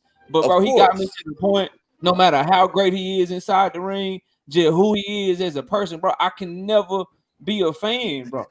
I can like it's shit like this, bro. And then it's gonna be people that's gonna come by your live stream. They're gonna probably try to go holler at Will. They damn sure gonna come by my live stream and they gonna be capping for this shit. And I'm gonna be arguing with them, giving them fact after fact after fact after fact after logic after logic after logic. And they still won't take it. And it's gonna go out they right ear, and they ain't gonna give a fuck, bro. And they still ain't gonna listen. And he know that. He know that. That's why I said, hopefully Earl don't take that fight at 147. He can't do it. And if Bud don't want to budge, I say, Earl, show that man that you still got options. You still a big name. If I was Earl, I'll take another fight and let Bud take his fight and see what he earns. Let Bud see what his market value is. So it's gonna be shit. Exactly. It's gonna be shit, bro. It's gonna be shit again. You tell Al to give you the winner of Tim Zoo and Brian Mendoza so you can get that other belt. Now you and Jamel got all the belts, and then you move like that, and then now Bud got to come up and see you, or he 36, shit, he's struggling to make 147 as well. Because he already put his foot in his mouth. Like he's so dumb. He eliminating options in public because now you said you'll never fight Danny Garcia. You said you'll never fight Keith Thurman. Okay, so they off the table. So what you gonna do? Boots. Jamel is busy. You don't want to fight Boots. You said you don't want to fight him, so Earl is the only option, bro. Exactly. No, he but wants Earl just can't let his desire to want to be great and his desire to want to go out like a G. He can't let that get in the way of business because Bud is trying to do the same shit he did in the first negotiation. He's trying to clean him up. Exactly. Take it all. That's why I said what I said earlier. Hold tight. He's trying to 70-30 Earl, bro. That's what he's trying to do. The same thing Shakur tried to do to Dev. That's the same thing. Same thing. And then the same thing with the Frank Martin and Shakur negotiation. The same shit. It seemed like this is a top rate. They tried to throw some bull crap in that contract. Right. And Frank and Earl wasn't going for that. They ain't going for it, and I don't blame them. Bob Arum and them hurry up and came to they made sure they hurry up and got out there and got ahead of it before anybody else, because it ain't who tells the truth, it's who's first. Right. That's what it is now. That's the culture in like the YouTube era. Like motherfuckers so thirsty to be first. They don't care if they wrong. They don't. They just want to be first. They want to be first. Look at Mike Cappinger. That man right there, he's wrong all the time. Super trash. The Shakur and Frank shit. The Shakur and Frank shit. I disagree with y'all on that, but we ain't got a debate or nothing like that. I see that shit totally opposite. But it's I see that. No, I feel like Bob likes damn in-house fights, and that's why they stopped that purse bid. That purse bid, PVC was gonna win that purse bid.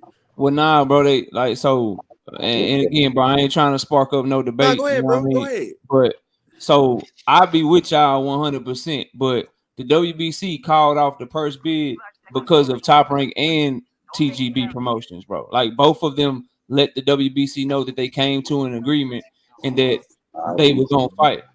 Now, Now the other thing is we know Al Heyman is very good at his job. We know that TGB Promotions works as a proxy for Al Heyman. Like, ain't no way in hell that Bob Arum and them gonna send over a contract that's different than what they agreed to with Frank Martin, and then PBC send another PBC fighter in Edwin De Los Santos, send him over after they just fucked them over in the last negotiations. Nah, bro, it ain't like I like Frank. I'm a fan of his, bro, but ain't no way in hell that Al Heyman is sending over Edwin De Los Santos from the PBC to ESPN to fight if Bob Arum just tried to send over paperwork that was not what they agreed to. Edwin De Los Santos what's the nail in the coffin for free? The nail in the coffin for Frank Martin is that they called off that purse bid. Ain't no sanctioning body calling off a purse bid unless both parties came to an agreement and had a deal to fight, bro. He backed out of that deal, dog. For whatever reason, he backed out that hoe. He agreed to it. The numbers was good. He was cool with what he was making. And then for whatever reason, he backed out that bitch. And now PBC on the muscle, doing Top Rank a favor. Like, hey, I got backed out of the deal. They sending over another PBC fighter to replace him, bro. But you know something? They would not do that if Shakur's team was the one that fought. That's all I want y'all to consider, bro. But check this out, though. KO De Los Santos has said one time he'll fight Shakur for free. He's been calling for Shakur for a year now. Edwin De Los Santos said he'll fight that man for anything. And he's been making damn Twitter accounts on Shakur. He's been calling Shakur for the last year. Yeah, he's been pressing him. Salute to Shakur for taking on that challenge. But what I'm saying here, bro, like, you ain't finna, like, you know your shit up, and like, you know these sanctioned bodies, bro. They not calling off a purse bid unless both parties agree to fight, bro. Right? Unless they have an agreement. So they called off that purse bid because they ordered the fight on August 26th, and they said if y'all don't come to an agreement by September the 5th, then we gonna order a motherfucking purse bid. And they went directly into negotiations because the last thing that Top Rank or PBC want is motherfucking Triller, Marv Nation, Mavs Nation, whatever the fuck, one of these stupid ass promotional companies to steal they fight from them. So they hurry up, they came to an agreement. TGB and were the people that negotiated for Frank. They negotiate all the Earl's deals too. And then fucking Top Rank were the people that negotiated for Shakur. They negotiate all his deals. Both of them reached out to the WBC and said we got a deal. And then when they got contracts, Frank Martin, for whatever reason, refused to sign, bro. It's cutting dry, bro. It's really a cutting dry case. You right on the point, but we don't know what all was in that term sheet, though. You know, it might have been something that he didn't agree with or Earl didn't agree with. Then he should have. Then they should have. If it, let's say it's money or it's something that they agree with, then why would his team let the WBC know that they got a deal? If I'm unhappy with whatever you giving me, or if like Al Heyman is, and this is why, bro, like we got to put it on Frank, because I don't think Al Heyman is stupid enough, bro. He a shrewd businessman. He very good at what he do. He ain't finna know that his fighter got an issue with money. He's not finna know that his team got an issue with something, but then tell the sanction body that the deal is done. No, he's smart enough to be like, you know what? Y'all ain't giving in to our demands. We gonna take this bitch to purse bid and we gonna win it. I'd be with you, bro. But the nail in the coffin that kills Frank Martin for me and makes me have the opinion that I have, bro. The nail in the coffin is they called off that fucking purse bid, bro. But you know, this is what I was thinking though. You know, they can call off a purse bid because they could have came to an agreement. But you know, after the purse bid was called off is when they received the term sheet, though. You feel me? Yeah. Like me and you could make a deal right now and we agree on some terms and we call off the purse bid, right? And then I send you over a sheet the next day and it's not everything that we talked about. Or if I threw something slick in there, what's to stop that? 100%. But this is where Frank Martin has said two things since that happened. And you've heard Frank Martin talk. We all have. This is a very eloquent, well-spoken young man that know how to talk for himself. And so is his promoter, Earl Spence Jr. These dudes ain't like, if what you're saying is true, you really believe Frank Martin is just gonna let them get off on him like that? All he has said, you know what he didn't say? All he said was, I ain't duck shit and I ain't asked for no 50-50. But he ain't said, you know what he didn't say? What he hey man, I ain't agree to shit. I ain't agree to nothing. I don't know what they talking about an agreement. I ain't agree to nothing. He's not saying that, bro, because he know that will bury him, bro. You gotta listen to what he's saying. I agree with you, but I don't think that, number one, Bob Arum is stupid enough to think that Al Heyman would go for that shit. He know damn well if he sent something to Al Heyman that's not what they agreed to, motherfucker, we ain't signing. I don't think he know better than to waste Al time like that. He know that shit ain't flying like that. But number two, if he did do that shit, I don't think Al Heyman, Earl Spence, Tom Brown, Frank Martin, I don't think they just gonna sit idly by and not tell us that shit, bro. Like that's a nail in the coffin. That's easy work. If you Frank Martin, bro. Hey man, look, we agreed to the fight, and this motherfucker sent over some shit that was different than what we agreed to. That's why the fight is off. He ain't finna just be quiet like this, bro. Yeah, that's true. That's true. But you know, Earl and his team don't do a lot of talking, though. And Al Heyman definitely don't do no talking. But Earl ain't gonna let you cap on him or his team either. Remember when Bud came out with all that capping and shit on the Instagram or whatever? Yeah, what Earl do? Yeah, what Earl do, bro? He ain't like if motherfucker capping, bro. He ain't finna let Frank Martin just let somebody cap like that, bro. So where's Shakur De Los Santos? When's that fight supposed to take place? November 16th, the same date they had for Shakur and Frank. See, I wanted to see since they like in-house, I wanted to see Raymond Muratalla versus Shakur. Me too, but Edwin De Because Los Santos he took is out ranked. Marketability, huh? Yeah, me too, but Edwin De Los Santos, when you go by the rankings, you got, and since it's an order, since it's for a vacant for the one that they put Devin Haney in recess for, you got to go in the order of the rankings. And in the rankings right now, Edwin De Los Santos is ranked number 7, and Muratalla is number 9. So they can't skip over Edwin De Los Santos if he wants his shot. And he like, yeah, I want my shot. Yeah, he so been that's calling why for that shit. they can't do the in-house shit. So, you know. Damn. That would have been a great fight. Hell yeah. But yeah, every time I try to like Bud, man, he just do something to make me damn not. I've been trying to give the man the benefit of the doubt, man, but I just don't like the way he moved, man. Like, if it's so easy, man, just get a man to fight at 154. Give him his lick back. You told us you would. You told us you would. Be a man of your word. And see, that's why he can't understand why we don't gravitate to him. Like, if you keep it real, because Bud is arguably one of the greatest fighters on the planet right now. Arguably. Easily. The man has athleticism, and he got his fundamentals down when he got that jab straight. He sat there and worked on his fundamentals that whole camp and turned his paw and jab into a pistol punching straight right. That shit look like a shotgun, dog. That shit was doing my boy dirty, bro. Man, that shit was like an F&N pistol, man. It was hitting out AK bullets. That was the hardest shot I ever had to shoot, nigga. I had to do a goddamn reaction video with the goddamn man down t-shirt on and goddamn Dallas Cowboy hat. Talking about how Bud just put on a performance against Earl. Man, that shit hurt my soul, nigga. Shit hurt my heart. I almost did. I didn't KQ in the building. KQ, I didn't even want to go live with your ass the next day, but I had talked so much shit I couldn't even. I had to go live that day too, man. Show up, bro. You know what I'm talking about? Hey, Rick, he's been reciprocating that energy the whole time. His whole career, he's been acting like he's been the victim, Rick Timms. Like I said, Rick Timms, I respect what Bud does in the ring, but he's always had this victim mentality, like it should be me. Like, people should worship me. Like, dude, he has a diva mentality, and I'm keeping it real, Rick Timms. Bud is a hell of a fighter, but his mindset is messed up, and that's why his fan base is not as large as it could be. Because Bud feel like we have to kiss his tail. Like, he's the ones that said it once before. I don't have to cater to the black fans. They gotta cheer for me anyway because I'm black. Then he's the same one that said the UK fans are better than us. That's laughable. Yeah, he said the UK fans are better than American fans. Yeah, and then you want to cater to us, and look, you lie and you keep switching up stuff, bro. It's more people that live in Houston than live in the UK, bro. Get the fuck out of here, man. Nobody try to hear that shit, man.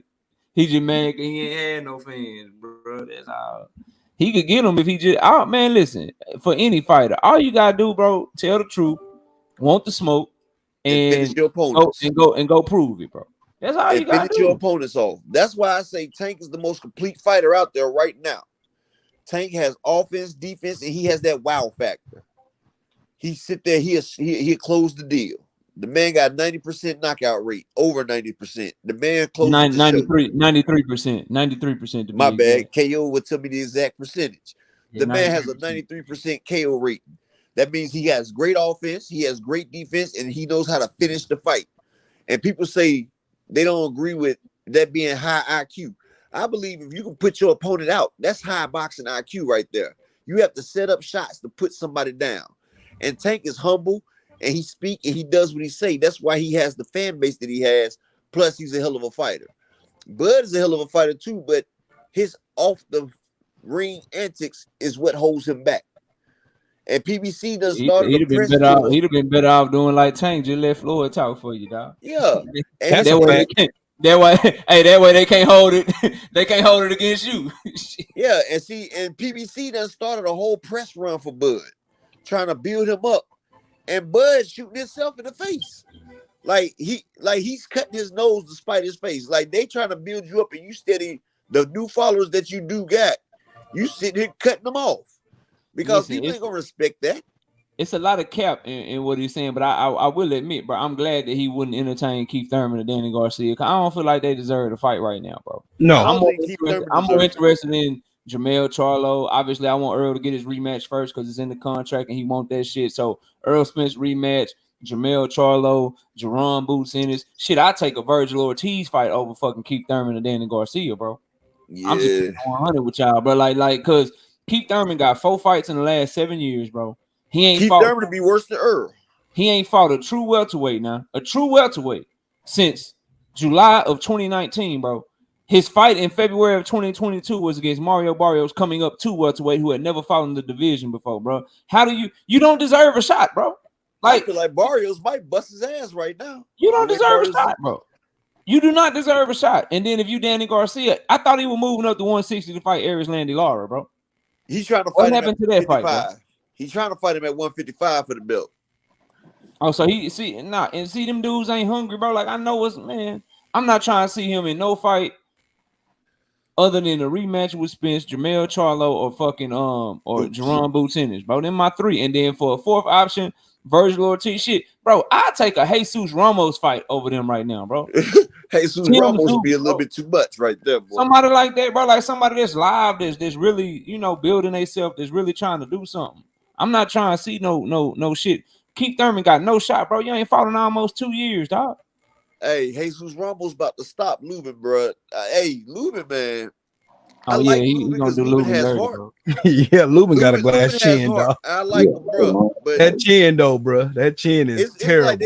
It's like they throwing Lubin to the wolves, man. Like shit, they like you lost to Jamel, build yourself back up. Here you go. Get his damn chin rearranged. He lost the front door. Now they put him in there with Jesus Ramos, man. His problem is his hands are fast and he hits hard. But if you look at Lubin, he ain't really. It's crazy. But if you really watch him, he ain't really athletic, bro. Feet got to be planted to throw. He can't get in and out of distance real well. His head movement ain't that good. So he very good offensively. His defense is trash. And you got to ask yourself, bro, if Sebastian Fundora slow, plodding forward, you know what I'm saying, not really no hand speed and shit. If he hitting you with them the duns, bro, what the fuck you think Jesus Ramos finna be hitting you with? He's gonna stop him. Yep, we're gonna knock him out, dog. He gonna knock him out. Ramos, God too, bro. I hate it for Lubin, bro. Ramos about to do that boy dirty. And people don't realize Ramos, he damn rehydrates to about $170, $175. Yeah, he's 22, 23. He can do that. And he's damn and yeah, that's hey, a fact. buckle up. You gotta okay. And he come from a fighting family. Prowler's brain weighed 227 grams. All right, buckle up. You here? We'll talk about Crawford. What's up?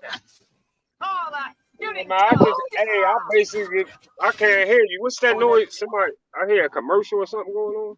What's that? Somebody got something playing in the background? Nah, not me, bro. Chilling. Yeah, I basically just was going off of what y'all were talking about, far as Bud. Yeah, his next fight for me, far as what I see. He should be either fighting go to 154 and fight Tenzin if you can't fight Jamel, or rematch rematch Spence. If Spence want the rematch, he gotta give Spence the rematch. But if you ain't gonna rematch Spence, or if that ain't going down, then go ahead and go to 154 and fight Tenzin. If he got that belt, if they take Tenzin belt when Jamel fight Canelo, then go fight Tenzin for that belt. Or, like you just said, fight Boots. Boots, Tenzin, that's really all I could really go with. And then far as what I was talking about earlier, when y'all was talking about who he fought, everybody keeps saying he didn't fight nobody. And that narrative need to stop now. Because it don't look good when so many of the opponents that he fought before Spence did better than Spence. Preferably somebody like British Prescott, who I posted earlier. I just watched that fight the other day. And so you think British Prescott's better than Spence? I don't think he better than Spence. He did better than Spence. And as far as I'm concerned, if he fought him, if him and Spence fought at 140, I wouldn't just say Spence could beat British Prescott easy. Just look at British Prescott and say, "Oh, Spence will walk through British Prescott." There's But no he way I would. would say that. No, What that's you our about to say, opinion. KO? No, that was weird. No, here's narrative y'all need to stop. That everybody need to stop. This narrative that somehow because Errol Spence lost against Bud, now he trashed. Y'all motherfuckers are weird. Like, No, he can beat this dude can whoop Errol So Spence ass. you saying that? Hold on. So you saying that you don't think that Spence would have walked through British Prescott? Am I saying British he would Prescott ain't no Emmanuel Larte. British Prescott ain't no I would Ugas love to see it. I No, I'm don't saying think he he's could. not no Ugas. Ugas. He's not no Danny Garcia. No, British Prescott ain't no Mikey Garcia. Earl walked through them British people right Prescott there. let me tell you something. Hey, Upper. British Prescott put hands on Bud. He put hands on Bud. I saw the fight. He put Bud hands on Bud. I seen it. That's one of the only fights that Bud was the underdog in, right there. I seen it. But British Prescott wasn't no world beater though. He was a good fighter. So I just was like, damn. When I watched that fight the other day again, I said, God damn. I mean, he was a good fighter, but he wasn't no Mikey Garcia. I said, damn. British Man, Prescott look, bro, wasn't it's a lot of people. It's a lot of people that beat the Earl Spence that showed up to fight Bud Crawford, bro. But if you want to talk about the Earl Spence that fought Danny, or the Earl Spence that fought Urdinas, or the one that fought Kell Brook, or the one that fought Sean Porter, ain't nobody that Bud fought beating that guy. No. Like, come on, bro. We gotta act like wearing. Like, here's my thing with fight fan, bro. Like, wear and tear matters, injuries matter. How long you been at a weight class? All of those things matter, bro. Like, for instance, Terrence Crawford beat a better Thomas Delorme than Jerome Boots Ennis did. Why? Because he was younger and more in his prime when Terrence Bud Crawford fought him. Terrence Bud Crawford beat a better version of Yuriorkis Gamboa than fucking Gervonta Tank Davis or Devin Haney did. Why? Because Yuriorkis Gamboa was younger, had less wear and tear, and was in his prime. So we can't act like things like retinal eye surgery. We can't act like things like car accidents. We can't act like things like age don't matter. If we want to talk about the Earl Spence that showed up to fight Terrence Bud Crawford, I think if that Earl Spence would have showed up to fight Danny Garcia, he'd have lost to him too. If he'd have showed up to fight Sean Porter, he'd have lost to him too. If he'd have showed up to fight Kell Brook over there in the UK, Kell Brook probably would have stopped his ass that night. So let's talk about what we're talking about. If you want to talk about British Prescott beating that Earl Spence, yeah, okay, let's have that conversation. But the Earl Spence that we knew up until that one fight, and the one that's probably coming at 154, nah, he can't do nothing with him, bro. So, it was a great performance. He did his thing, but the more that Earl Spence is disrespected, and this guy could probably handle Earl Spence, or that guy Earl Spence, you're perpetuating that same narrative that you don't like, which is Bud ain't fought nobody, because you're making Spence sound like a nobody. Just so we all clear, bro. That's all I got on that, dog. Exactly, Kale. That's what I'm saying. People don't realize you do have an off night. The same salute, young world, salute. The same Sugar Ray Leonard that lost to Hector Camacho. Do you think Camacho could beat Sugar Ray in his heyday? Buckle up. Hell no. Hector Camacho would get destroyed by Sugar Ray. And Earl had ring rust. Earl hadn't been in there. And Gene Two-Tech, I'm gonna tell you like this. I don't think Spence lost more fans than Bud with that loss. You know why? Because Spence has loyal fans. I still don't think Bud has half the fans that Spence has, Gene Two-Tech. And I'm just keeping it 100. He might have he might have lost him if they put up the right amount of money. He could have lost some good money. I put up a car and lost it. But guess what? I know I didn't see the right Spence in that fight either. I know that's not the Spence I'm used to seeing. I know Spence done won me a lot more than I lost that night. And I've been riding with Spence, and I know what Spence can do. I've done seen what he can do. And I also know that pride plays a factor. Preparation prepares a factor. Hey, upper echelon. One thing about Errol Spence. With me, he always a good fighter to me. You will never hear me knock Spence for losing to Bud. Spence is still a great fighter. Spence a great fighter. He still could probably do great things in the sport and still could beat half the motherfuckers that's probably in the sport in his weight class, or probably at 154 too. I wouldn't put nothing past it at all. You can lose. Like I say, my favorite fighter, Muhammad Ali, still to this day, that's my GOAT. That's still my goal. That's my personal goal. Ali, I just don't feel like nobody did it better. Still, from what I seen, all the video I see, I feel like nobody did it better. So, but do he got losses? Yeah, he got losses because he was trying to fight the best motherfuckers. When you fight motherfuckers A-level against A-level, you take chances of getting losses. So Earl just lost to an A-level fighter. I have no problem with Earl. Earl still got all the utmost respect for And Earl you Spence. know, and I want to see Earl at his A-level versus Bud. That's what we saying. Young world, salute King, and safe travels too, brother. Safe travels. Barbara D, salute Princess. But that's what I said. Everybody that knows, that's why a lot of Bud fans are upset, because they know they're not seeing the real. They didn't see the real Earl either. That's why they still upset, even though Bud won.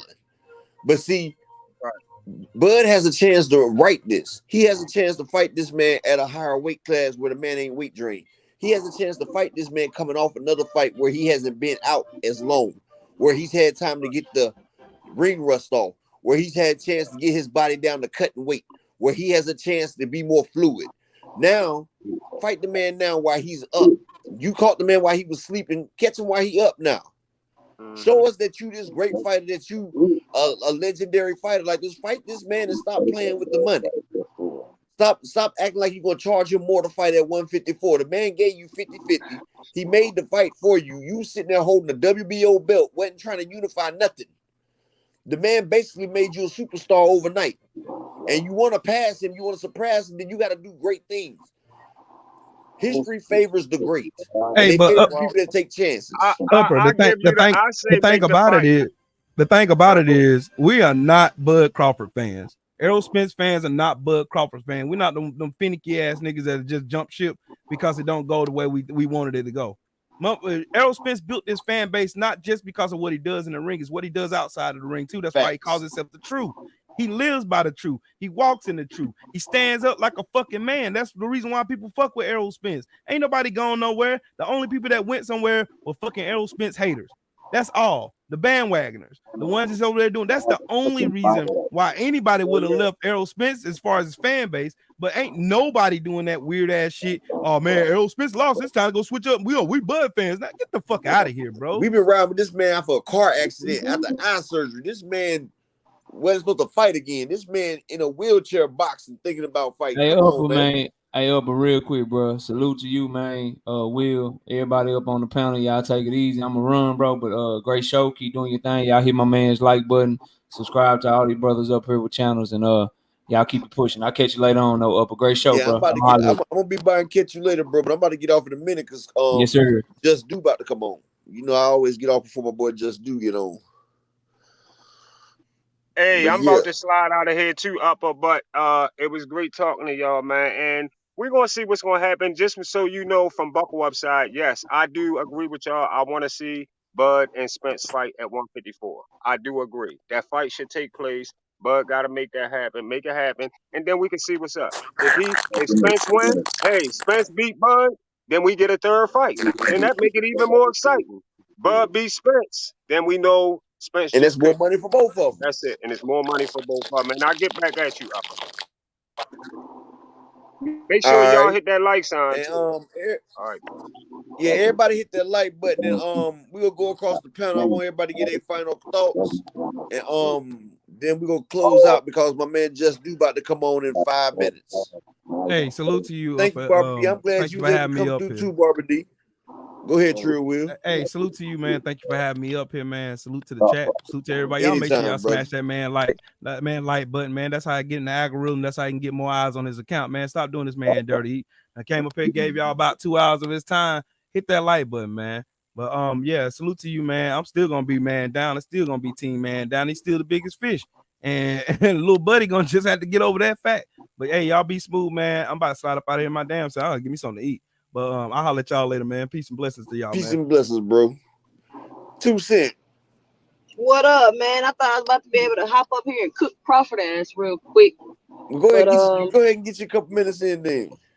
No, I'm just saying, man.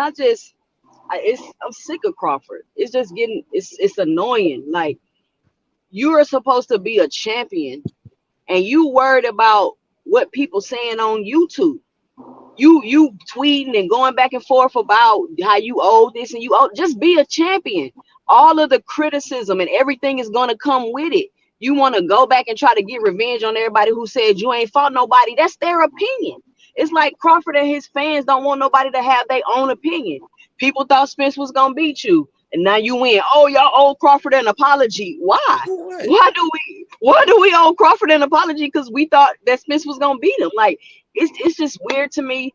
The way Crawford moves, man, it's hard. KC. Like, I'm a fan of Crawford as a boxer, but the way he moves is just hard to be a fan of him. Exactly. Like, the contradictions that he continuously says. It's hard for me to even watch a Crawford interview. I love Crawford's boxing ability. I love his boxing ability. Like, I just wish he moved more solid. Like, I wish he would move and do what he say he's gonna do and stop all these antics and stop trying to get over on people. Like, be honest, bro. Like, go out here and show that you care about the sport. Go out here and do what you say you're gonna do, man, and you will attract fans. You got the knockouts. People love knockouts. You finish all fighters, yes, but it's your out the ring antics that make people not want you, bro. You rub people the wrong way, especially when you keep playing with people in line and not doing what you say you're gonna do. And like I said, I respect his boxing ability because he's greatness, and I respect all the greats. But it's what you do outside the ring that I can't tolerate. Yeah, but it's your great. Like let's say, to me, in my opinion, all great fighters have losses, right? So you say, okay, well, Mayweather don't have no loss. So we be like, okay, well, let's see who Mayweather fought. You look at his resume, you see champions on there. Exactly. So let's say Crawford retires undefeated. Okay, let's look at who he fought. Who you fought? You fought? We have yet to see. I've been watching Terrence Crawford. We have yet to see Terrence Crawford fight top competition at their best. We still have not seen that. And it's looking like he still don't want to give us that. Y'all really think Crawford gonna fight Canelo or Charlo? He might fight Charlo. You're right, Terry. Reward didn't have no losses either. Yep. I guess she must have cut out. She cut out. She was cooking up though. Yeah, she was cooking too. Yeah, you go ahead. She back. Yeah. Like, let's just stop this, and then this whole back and forth with his fans and all this. It's just, I don't understand his fan base, because if you just take 1 second and pay any type of attention to Crawford, you will notice the fuck shit. If you pay any time, this man went on Joe Rogan and said he finna fight Canelo. Who believes that? Because I don't. Anybody that Terrence Crawford is talking about he finna fight, he not finna fight him.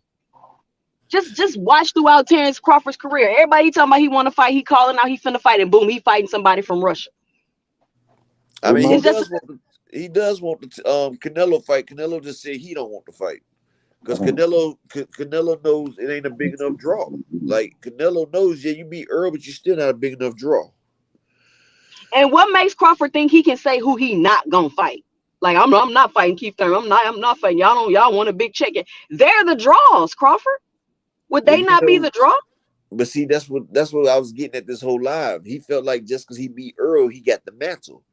And just because you beat Earl, that's like Devin Haney fans. They felt like because Devin had undisputed that he could just pick what he want to. And YCS anyway can't mess with Tank, bro. And I'm going to tell you that now. Somebody get that man up out of here. And so, I mean, what I was going to say, damn, I forgot. But it's just, I'm just sick of Crawford, man. I just can't wait. Like, what happened to him dropping the belts? Oh, I'm dropping the belts, and then Bernie the boxer hop on live. Oh, Crawford keeping the belts. Like, it's too much. It's too much. It's too much. Like, give us a champion that's gonna make fights, that's gonna fight good competition, and that's not gonna be with all the antics. That's not gonna be on this Tyson Fury bullshit Crawford trying to be on. I wouldn't be surprised if Crawford tried to fight an MMA fighter. I mean, like I said, Crawford, he great inside the ring. He wants the Canelo fight. And Crawford, like I said, he's under the illusion that he could pick and choose now because he beat Earl, but it don't work like that. He still got to fight. You know, he still got to fight the fights. And like I said, he give Earl that rematch at 154. You know, that's going to solidify him even more. And that's going to gain him more people right there. But you still got to be a draw. And Canelo don't want that. He don't want that fight because he don't feel like Crawford's a big enough draw. But like I said, if he beats Earl again, and you know, maybe Canelo or Charlo got to give him that fight because he wants to win her. You feel what I'm saying? But my man Just Du's on right now. Thomas Hill, give your last thought, bro.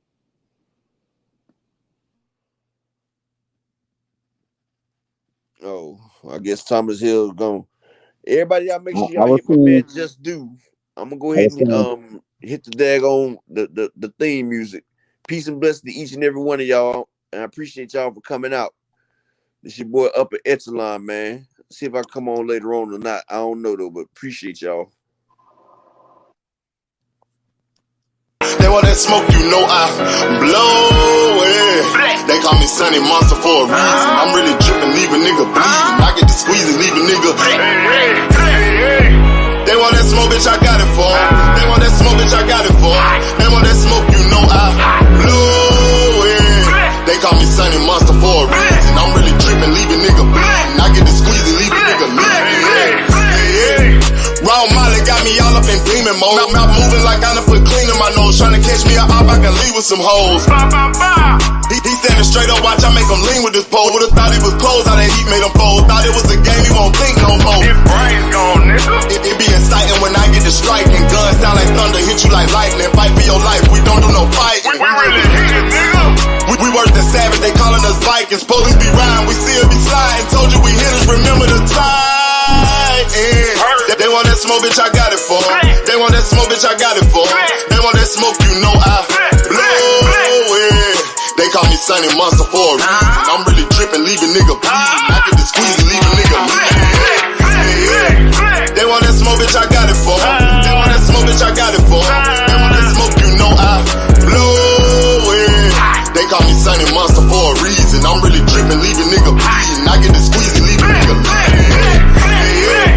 How about I leave them holding like the Bible? AR-15, that's a high-power rifle. A in the army and assassinate rivals. Break that shit down, nigga. AK to anybody kill. Hop out, get the drilling and spilling. 7.62 gon' split em. LN, that's for any fuck nigga. You a plug, then I'm pulling up, nigga. You my lunch, eat these bullets for dinner. 5.0, eat em up, eat em up. SK, smoke killer for show. Drum rounds and cripple ops Draco. I got them all, you don't want no. I got all those six, nigga. They want that smoke, bitch, I got it for.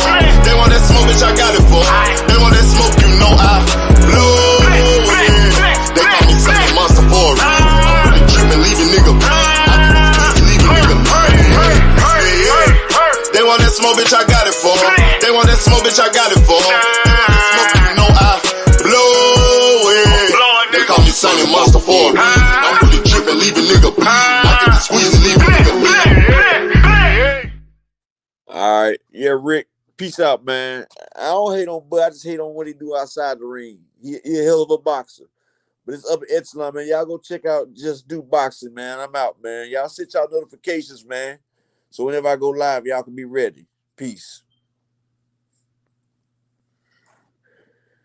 No, Gene. I sit there and say he shouldn't fight Keith Thurman. Thurman don't deserve a fight with Bud. Thurman hasn't fought but one fight in 4 years. Ain't no use in him fighting Bud. What has he did to deserve that? But I'm out.